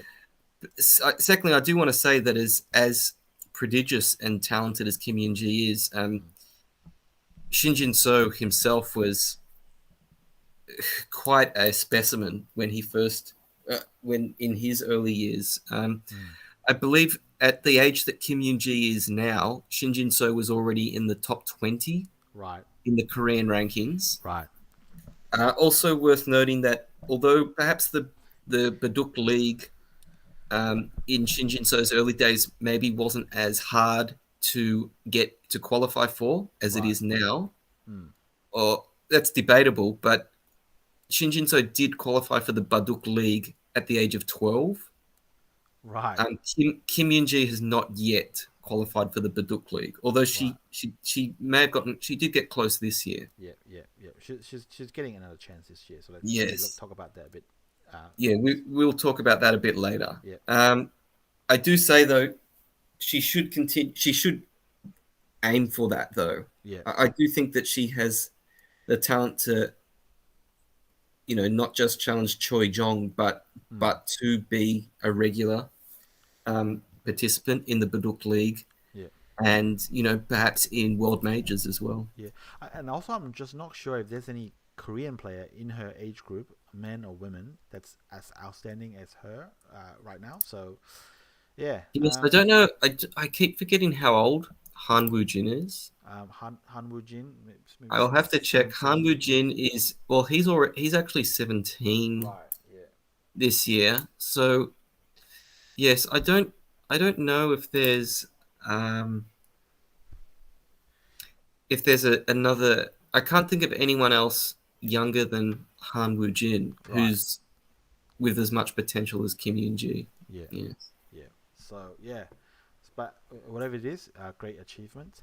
But Gaza, after having talked about how great Kim Yoon-ji is, she does sometimes stumble as we can see in the Dr.G, which we're going to give the viewers an update of. Yes. So Gaza, did you watch the most recent? Oh, not the most recent now, but there's a fairly recent Dr.G game between Seohyun and Kim Yoon-ji live. Yes. So the Dr.G's league is almost coming to a close. Some of the players have already played their full quota of 7 games. This is an 8-player tournament. Yeah. It's an 8-player league. Everyone plays everyone once, so single round robin. And the top 2 will play either a best of 3 or a best of 5 final. Right. The important thing to note is that the top 2 make the title match. Yeah. So some players, for instance, Park Ji-yeon, have already played their full quota of 7 games. Yep. And she's announced her retirement. Yep. Yes, and so yesterday there was a game between Kim Yoon-ji and Seohyun. Yep. And this was a really exciting game. It was just a really crazy game. I recommend that people I was lucky enough to watch this live. It was streamed on K Baduk, the K Baduk YouTube channel. Yep. And yeah, it was a game where Hyo So-hyun ended up in a very strong position. Right. Hyo So-hyun being white in this game. There ended up being a very interesting fight, I believe, on the right side. Right. I'm not sure how much of this game you want to go through, but if you go to something like Move 200, yep. You can see here there's a very interesting fight on the right here. This white group technically isn't alive. Right. But it will live. The thing is, it will live. But what white needs to do is make it live in a good way, right? Yeah. There's some RG over here with the there's a lot of black RG, and it did seem like Hyo So-hyun as white was having difficulty finding the optimal way Right. to keep this group alive. Yeah. And at some point, the AI said that White was ahead by 20 points. Right. Because if this group lived in a really good way, then yeah, White would be way ahead. Yeah. I mean, you can see there's a ko there in the bottom right. There were other kos that were started. It's very complicated. Yeah. And if I was the one playing, my White group would probably die. I'd probably find a way for it to die as White because I'm so bad. Yeah. But in the end, what was crazy is that even though AI said that White was ahead by 20 points, Seohyun kept on making extremely safe moves, including at the very end. She was ahead by. She managed to reduce her lead to 1.5 points. Yeah, right. And then I remember she got it down to 1.5 points, and then she just made this really slack move. I think it was so if you go to move 295, right. So White can just block here on the first line. Yeah, block there. Yeah. But Seohyun doesn't do that. She's really scared, and she just reduces a liberty. Yeah. On this black group here. Yeah. Right. I really don't know why, and so that just straight up loses a point. Yeah. So it becomes a 0.5 point game, and you're starting to wonder: is Seohyun actually going to lose this game? Yeah. And so that you can see there's a ko here as well, and Black's just creating all these ko threats in the corner. But somehow, despite throwing away almost all of her lead, Seohyun does hold on. Yeah. To win by 0.5 point. Yeah. So she went from leading by 20 or so points to 0.5 point. A 0.5 point win, but she did win. She did win, yes. But for Seohyun fans, I think there were some people in the comments saying they can't watch a Seohyun game anymore. It's gonna give them a heart attack. Yeah. And there's a comment saying that if he watches another Seohyun game, he'll change his family name. It's like and credit to her, she won the game, and this is against Myongji, who is who we were just who's about for like 10 minutes. Insane 2 weeks. How great she is. Yeah. So like credit to Seohyun for winning the game, but this just shows you just how painful Baduk can be, even when you win. It's just I do recommend people go through this game with AI or without. Either way, it's really interesting. But if you're able to watch it live, you were in for a treat. Yeah. I'm pretty sure if you're interested, they can find the stream online. But you can definitely find the stream on Baduk. And I've heard people say that even at the end, Seohyun wasn't actually sure if she'd won. Yeah. I think apparently her facial expression says that she thought that she might have lost, but she's not sure. Something like that. Yeah. But that was actually Seohyun's last game of the league. Yeah. All right. And she finished on 4 wins. She's not bad. Yeah. Which is not bad because I do believe she lost her first 3 games. Right. Which means that she would have won her last 4. Yeah. Now I'm not sure if that was actually true. I'm pretty sure she was the last person to win a game. Right. In the league. Yeah. I wouldn't. She definitely had a very strong finish, and to finish 4-3. Yeah. Is very impressive. So I have Seohyun's games here. She did win, of course, the last one against Myongji. She won against Park Jin. She lost against Kim Chae-young. So she didn't lose her first 3 games. I think she lost her first 2, and then she won 4 of her last 5. Yes, which is not bad. Yeah. No, it's great. And now 4-3. This looks to be a bit of a. It looks like it's going to be a bit of a bottleneck, because we can see that Park Ji-yeon has got 4 wins. Yep. Seohyun has 4 wins. Yep. Now, Kim Chae-young has 4 wins, and Oh Yoo-jin has 3 wins. Yep. and they have one more game, and it's against each other. Right. So one of those, either if Eunji wins, they're both going to finish on 4 wins. Yeah. And if Kim Yoon-ji wins her last game, she'll finish on 4 wins. So there's potentially going to be a lot of players on 4 wins. Yeah. And now we've said that the top 2 make the final, but I believe the top 3 keep their spot in the league next season. Right. So not only is making the top 2 important, but making the top 3 is also important. Right. And I'm not entirely sure of the tiebreakers. I believe that the tiebreaker is, if it's ties, then the games between the tied players will determine the tiebreaker. Right. But as we saw in the Korea Strongest League, the Open League, that didn't actually resolve everything, and we ended up having to have a playoff. Right. Yeah. So I'm not sure who is going to come out of this in third place. I'm not sure if 4 wins will be good enough. Well, actually, it will be, because only 2 players can end up with more than 4 wins. Yeah. So third place will have 4 wins. Right. Yeah. That's guaranteed. The only question is how many players will end up with 4 wins, and of those, who's going to be ahead in the tiebreaks. Yeah. So that's going to be it could be in for a very, very complex situation, because Kim Yoon-ji could also get herself into 4 wins as well, because she's currently at 6 games and 1-3. So yeah. Yes, and her last game is against Ko Miso, I believe. Yeah. So she could win that. Now we do have one more game. I don't believe we have the report for it on the subreddit, but we do have an update. So one game was played today. It was between Choi Jong and Kim Kyung-yoon. Yep.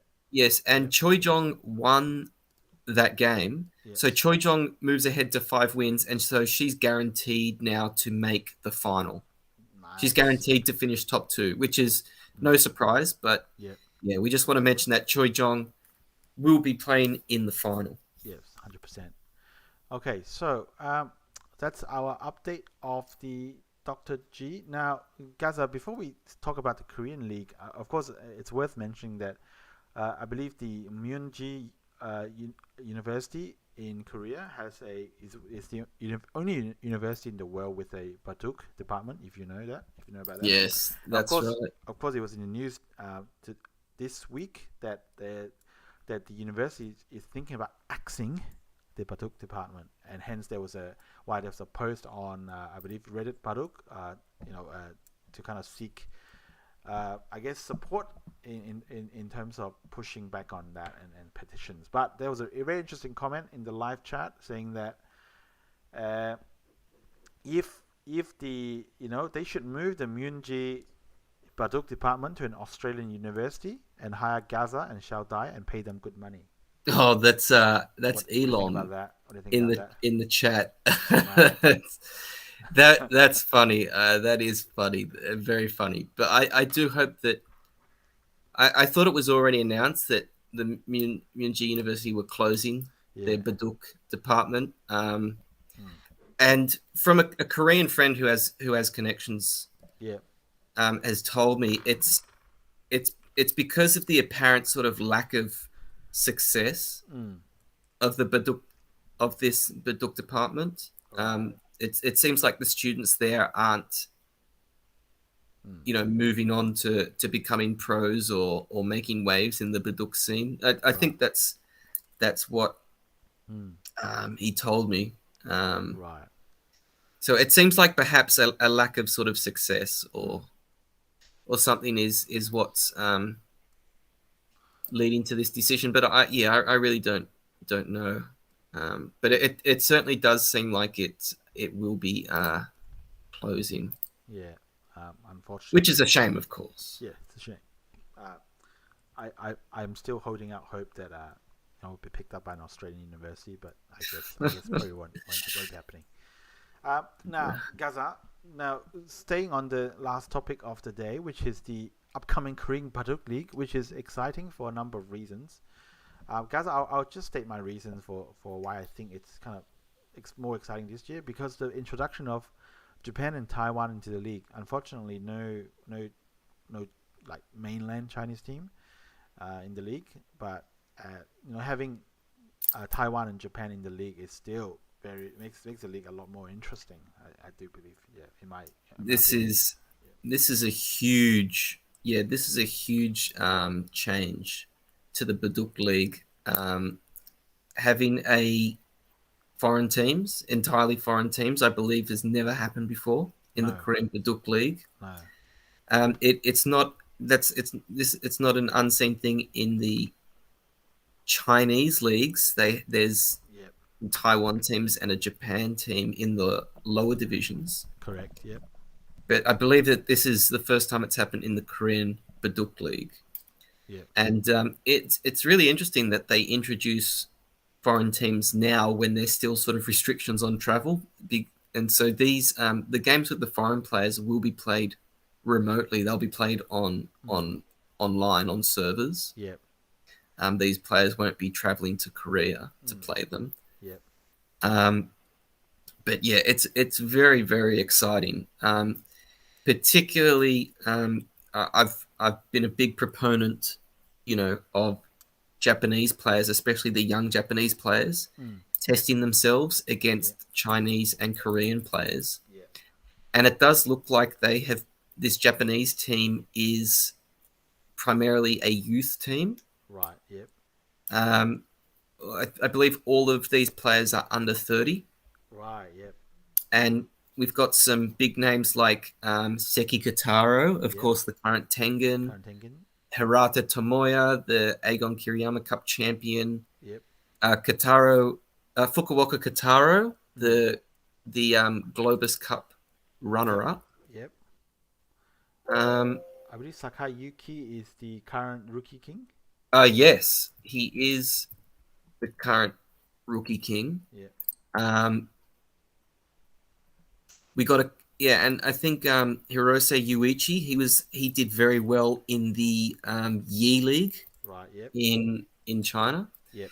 So yeah, there's unfortunately no Nakamura Sumire or Asami, but you can only pick so many players, and this looks like it. I'm not sure how well this team will do, but I think they've made the right choice here to pick a youth team rather than the absolute best possible team. Yeah. I'm not sure if the best possible team can schedule that many matches. Yes, that would be an issue as well. The scheduling, because yes, they have to play the rounds at a certain frequency, and they do like to play a lot of games in Korea. Yeah. And do you want to go the Taiwanese team? It looks like, on the other hand, the Taiwanese have gone with the best team. Taiwan have gone out with all guns blazing. Now, of course, Taiwan put out their coach is Zhou Jinxun, the famous red-faced player. He's the only Taiwanese player representing domestic Taiwan. The Taiwanese they won an international major. He won the LG Cup. But he's now the team coach for Taiwan. Now under him is Haohong, of course the only Jar League player from Taiwan, and Wang Yuanjun, the only other player with more than one title in Taiwan. Wang Yuanjun also beat Wang Sonjin in, I believe, the LG Cup.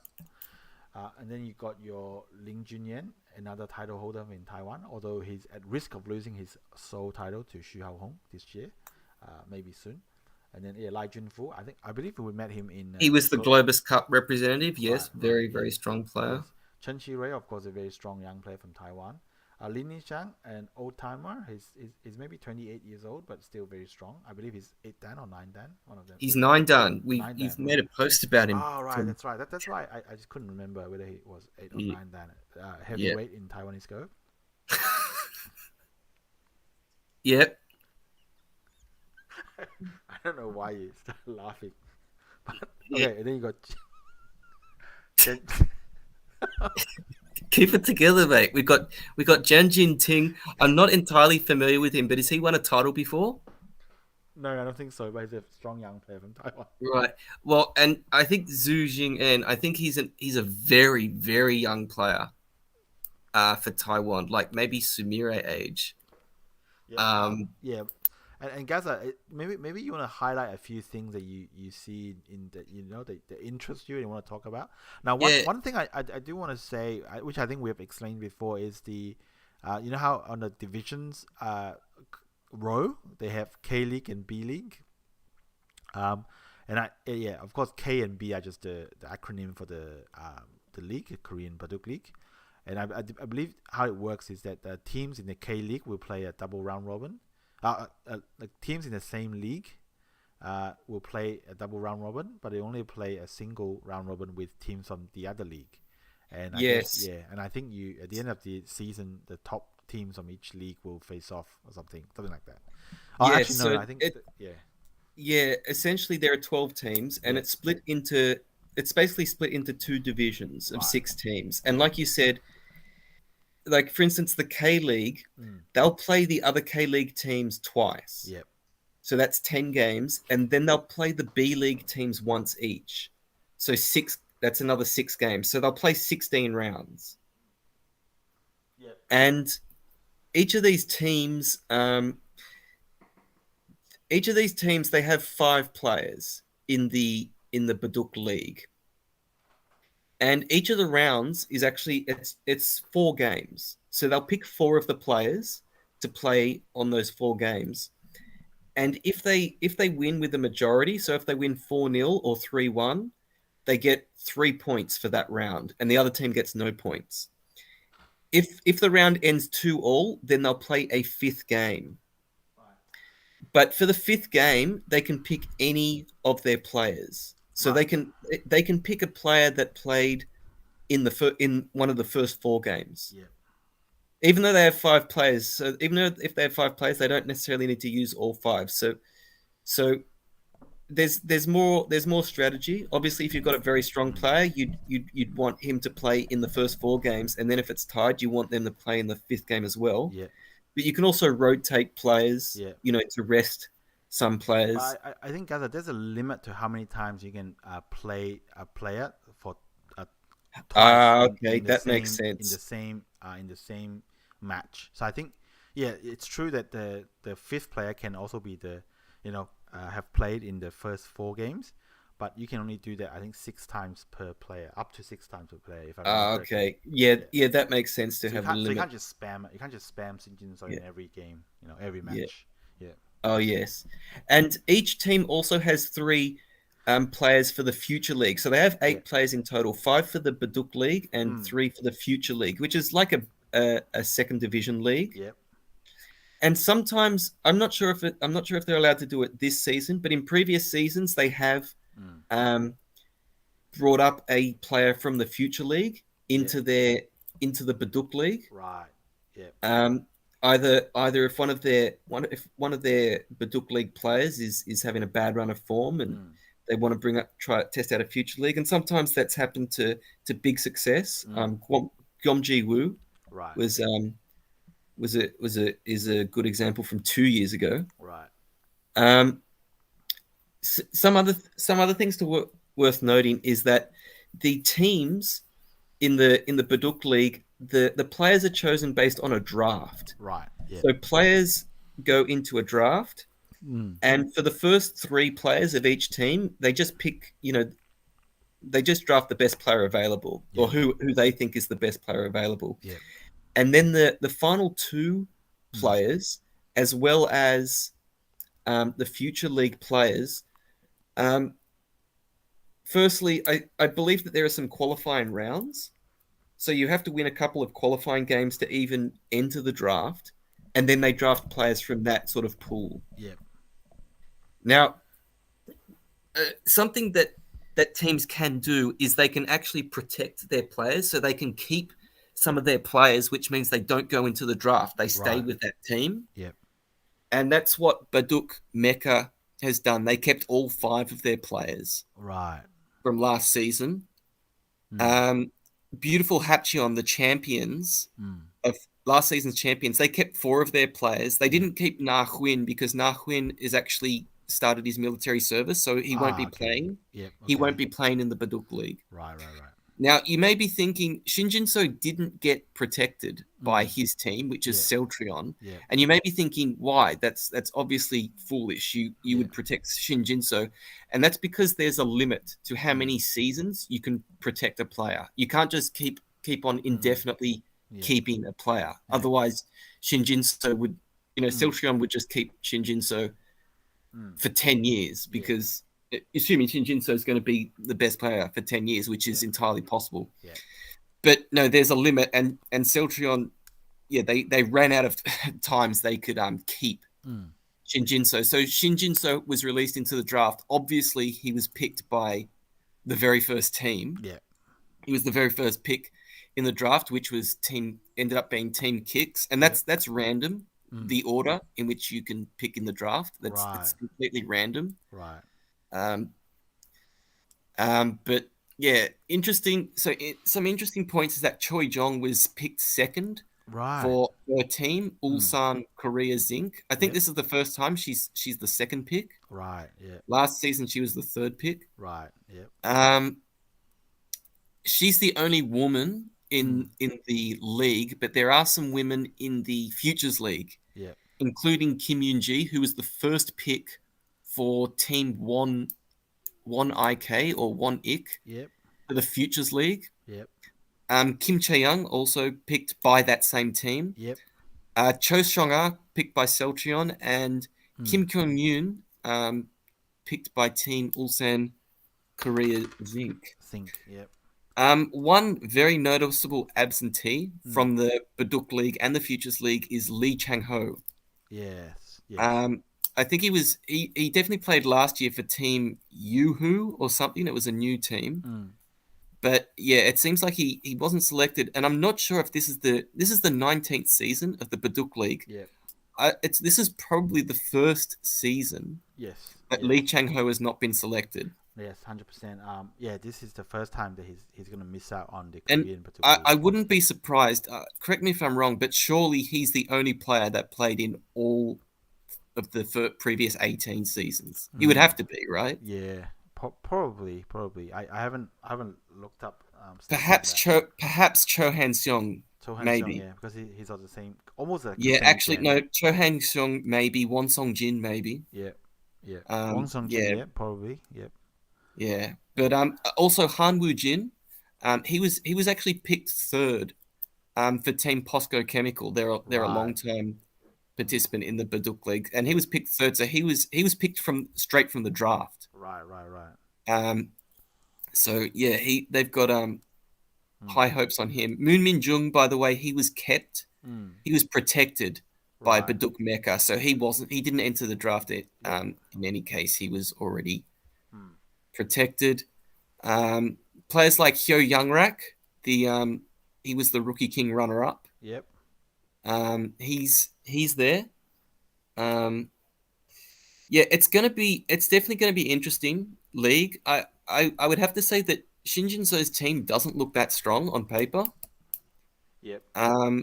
Like number 2 is Park Jin-sol, number 3 is Kim Sung-jae. It's not a strong top 3. Yep. And it's 4 games, so Shinjinso, he can only win 1 game of those 4. Right. Yeah. I would have to say that he's. Yeah, I'm not too sure about his team. I'm not sure who would be the favorites. I would say that Korea Prices info with Kang Dong-yoon, Han Song-ju, Kang Seung-min, Cho Han-seong, and Jin Se-young looks very strong. Yep. Obviously, I would have to say Beautiful Hapcheon are the favorites.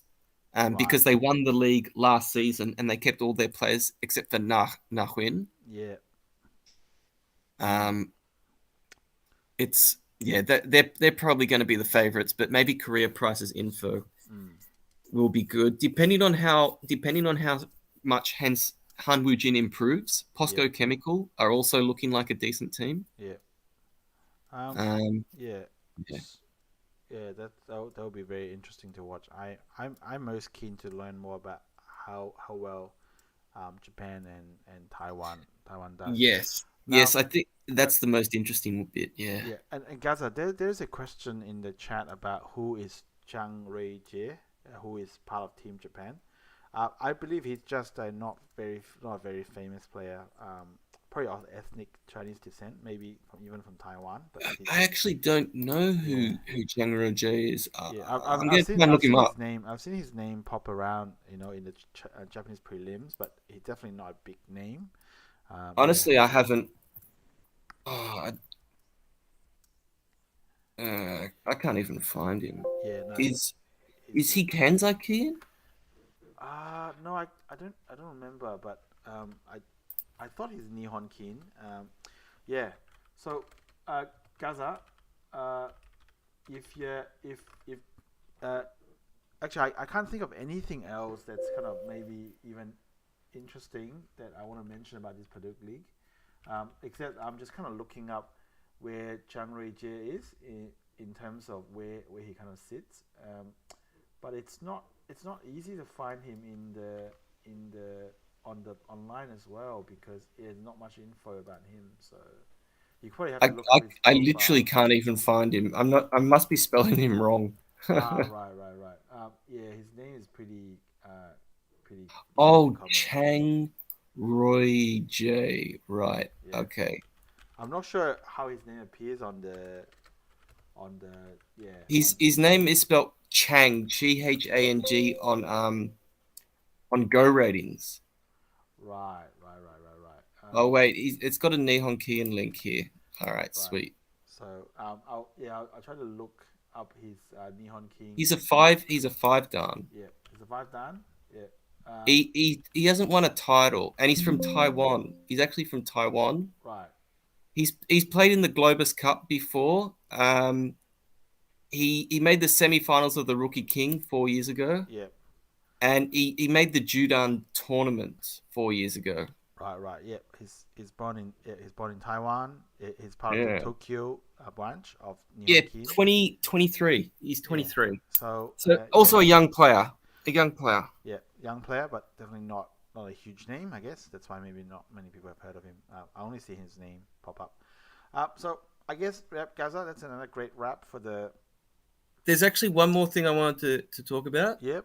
A Taiwanese competition Oh involving yes, Zhu Hong. Xiaohong. Yes. And Uh, I love this competition because I love the name of this yeah. tournament. Yeah. If you can just find it. Yeah, it's called the fight for hegemony. Fast fight there no there it was. There it is. The Fast Fight for Hegemony Championship. Yeah. Taiwan. Now. Now this is it's a speed game. So I think it's something like 20 minutes. Right. And then 10 30-second byoyomis. Yeah. Or something like that. Mm. And it's a knockout. It's Yeah. a knockout, but except for the final, which is best of 3. Yeah. And the 2 finalists were Zhu Hong and Wang Yuanjun. Yeah. That looks like Lai Junfu on analyzing the game. I'm not sure, Yeah. but Yep. Taiwan's 2 strongest players were playing in this, and I believe in game 1. Mm. I don't know when game 1 was played, but it was maybe 3 days ago. Right.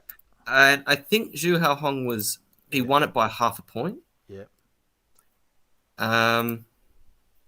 And then, oh, sorry, no, the first game was played 8 days ago. Yeah. And the second game was played yesterday. Yeah.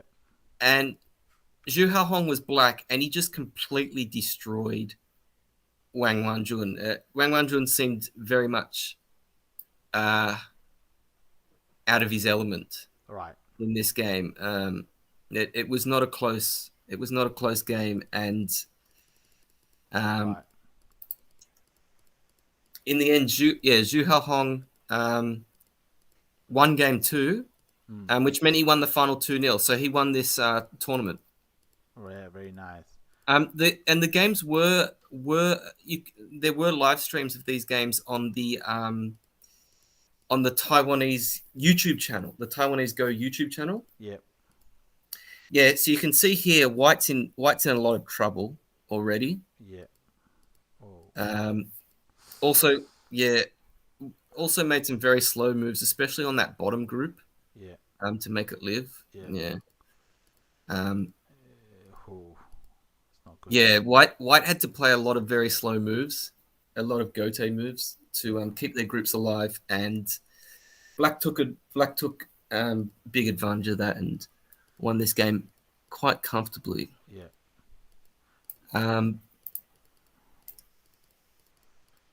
But in any case, good win by Zhu Haohong, and according to your post on the subreddit, this actually earned him promotion to 9-dan? Yes, so Xiaohong becomes only the 9th Taiwanese player domestic to the Taiwan pro scene to become 9-dan. So, that's quite an achievement. Now, yeah, very impressive. Big congrats to him. Big congrats. Yes. It's very interesting to me that how Xiaohong is like completely dominates the Taiwanese pro scene. But and he's also the only player to play in the JAR League. But his record in the JAR League this year has just been a bit atrocious, let's say. It's been terrible. His record in the JAR League this year has been woeful. And yes, it's not promising. He's definitely capable of winning games in the JAR League. You can't simply dominate the Taiwanese domestic scene without being extremely good. But yeah, he hasn't played that many games in the JAR League, by the way. I think he's only played 4. He hasn't won any of them. Yeah, which is a shame. It is a shame. I do hope he continues to play more rounds in the JAR League. I think he's also participating in the Chuzhou Lanka Cup. Right. I think. I think he's one of 2 reps from Taiwan. Yeah, I believe he's one of the 2 reps for the Chuzhou.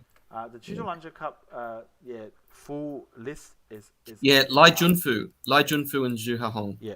So those are the 2 reps. 2 reps. Yeah. I do look forward to Xiaohong's performance in the Korean League. Maybe he will have better luck over there. Definitely play more games, so he should have. Yes, absolutely. So that's it for a wrap for this week, Gaza. Thanks for the comments. Let's quickly take a look at the calendar. Yeah, let's have a look at the calendar. Have we got any more comments on the stream? Any more questions that they want answered? Not that I can see. Maybe Gaza. Someone asked, is League K top league and League B bottom league? No. So I'm not sure if they already, because we did explain it. I'm not sure if they. I'll just repeat it again. So the K League is just one of the divisions, and B League is another division. So it's not one is top and one is bottom. They're just 2 separate divisions. Yeah. It's like an analogy is like in American football, they have the AFC and the NFC. Yeah. So it's like 2 different conferences. Or like in the NBA, they have the Eastern Conference and the Western Conference. Yes. Kind of like like in the NBA, Eastern Conference, Western Conference. Yeah. And then the top 3 from the K League and the top 3 from the B League will go into the playoffs. And then I don't know the playoff structure, but there'll be a champion. And we're probably not going to explain the how the Korean Baduk League works again, because either you could watch the stream, like maybe rewind to an earlier point. We'll put in timestamps. We'll put in timestamps maybe a few hours. We usually put in timestamps 7 to 8 hours after we finish the stream. And we'll put timestamps. And there's a post on Weiqi kind of explaining roughly the format. So that could be an informative post to look at. So it is a little bit like the Kisei B League. So there's kind of like 2 concurrent leagues that are kind of at the same level. That's kind of roughly how it works. Yeah, like the Kisei B League is a good comparison. Yes. Yep. So and I know one of our viewers always wants to know about Dr.G, who's made a name for himself by beating Shaker, I believe, in the Lanka Chuzhou Cup qualifier. Yeah, no news on him yet. We still don't know if he's playing. Unfortunately, yeah. He didn't play in the Bing League nor the E League, so that kind of shows you how tough it is for a young player. It's tough. It's tough. Hopefully Bing League next time. Yeah, hopefully. I mean, if you can beat Shaker like that, you definitely deserve at least a spot in the Bing League, like minimum. And speaking of J League, when we find out when it starts again, we'll mention it on the subreddit or on the podcast or something like that. Yeah. I'm pretty based on the best info I have. The J League will be returning in February 2023, and there is news from China that a lot of the COVID controls restrictions are kind of being loosened. Hopefully, so hopefully we'll see more competitions in the new year. But Gaza, let's quickly take a look at the calendar, which is a bit barren. It's barren, but that's fine because there's still stuff to talk about. But we've got the I think the women's Kisung. We're getting into the pointy end there. I think is the final happening this week? I can't. It's not. If it's happening, I can't see it here. It could be. No, I believe the semi-finals on. Yes, I think we have the second semi-final on Monday, and then we've got the third and fourth place playoff on the Tuesday. Right. Yes. So we'll have everything prior to the final in the women's Kisung happening next week. Yep. We've got the final 3 games. I believe this is the final 3 games of the Dr.G Korea Women's Strongest. Yep. So we will be able next podcast we will know the final positions in the league and who's going to the final. Yep. That's it for Korea, I believe.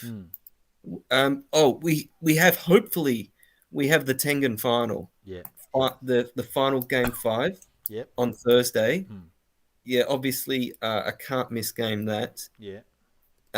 Also a very interesting one. We've got a Judan quarterfinal. Now usually we don't report on quarterfinals in the Japanese title matches, but this one is an interesting one. It's Yuanjun versus Fujisawa Rina. Yeah.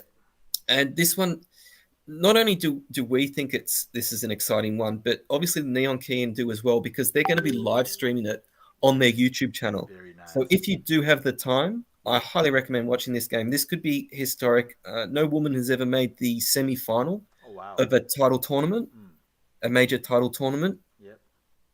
Like one of the 7 majors, that is. And if whoever wins this will not only will they make the semi-finals, but they will be seeded into the next Judan tournament, so they won't have to qualify for it. Oh wow, that would be amazing. Yep. Yes. And it looks like we also have the Aegon Kiriyama Cup. Is this the China-Japan Challenge? Oh, we've got the Chinese final on Friday. Yeah, so we've got the Chinese final between Li Qingcheng and Xie Hao, and the winner will play the Japanese winner the very next day. And the Japanese winner happens to be what's his name? Hirata Tomoya. Yes, which we have talked about multiple times in this podcast. So yes. So that's going to happen. Very innovative because they kind of have to squeeze it in like that. But apart from that, not much else. There's not much, but quality over quantity, I say. And mind you, this is going to be the last quiet week for the year. Yeah. There will be big matches in the second half of December. Yeah, because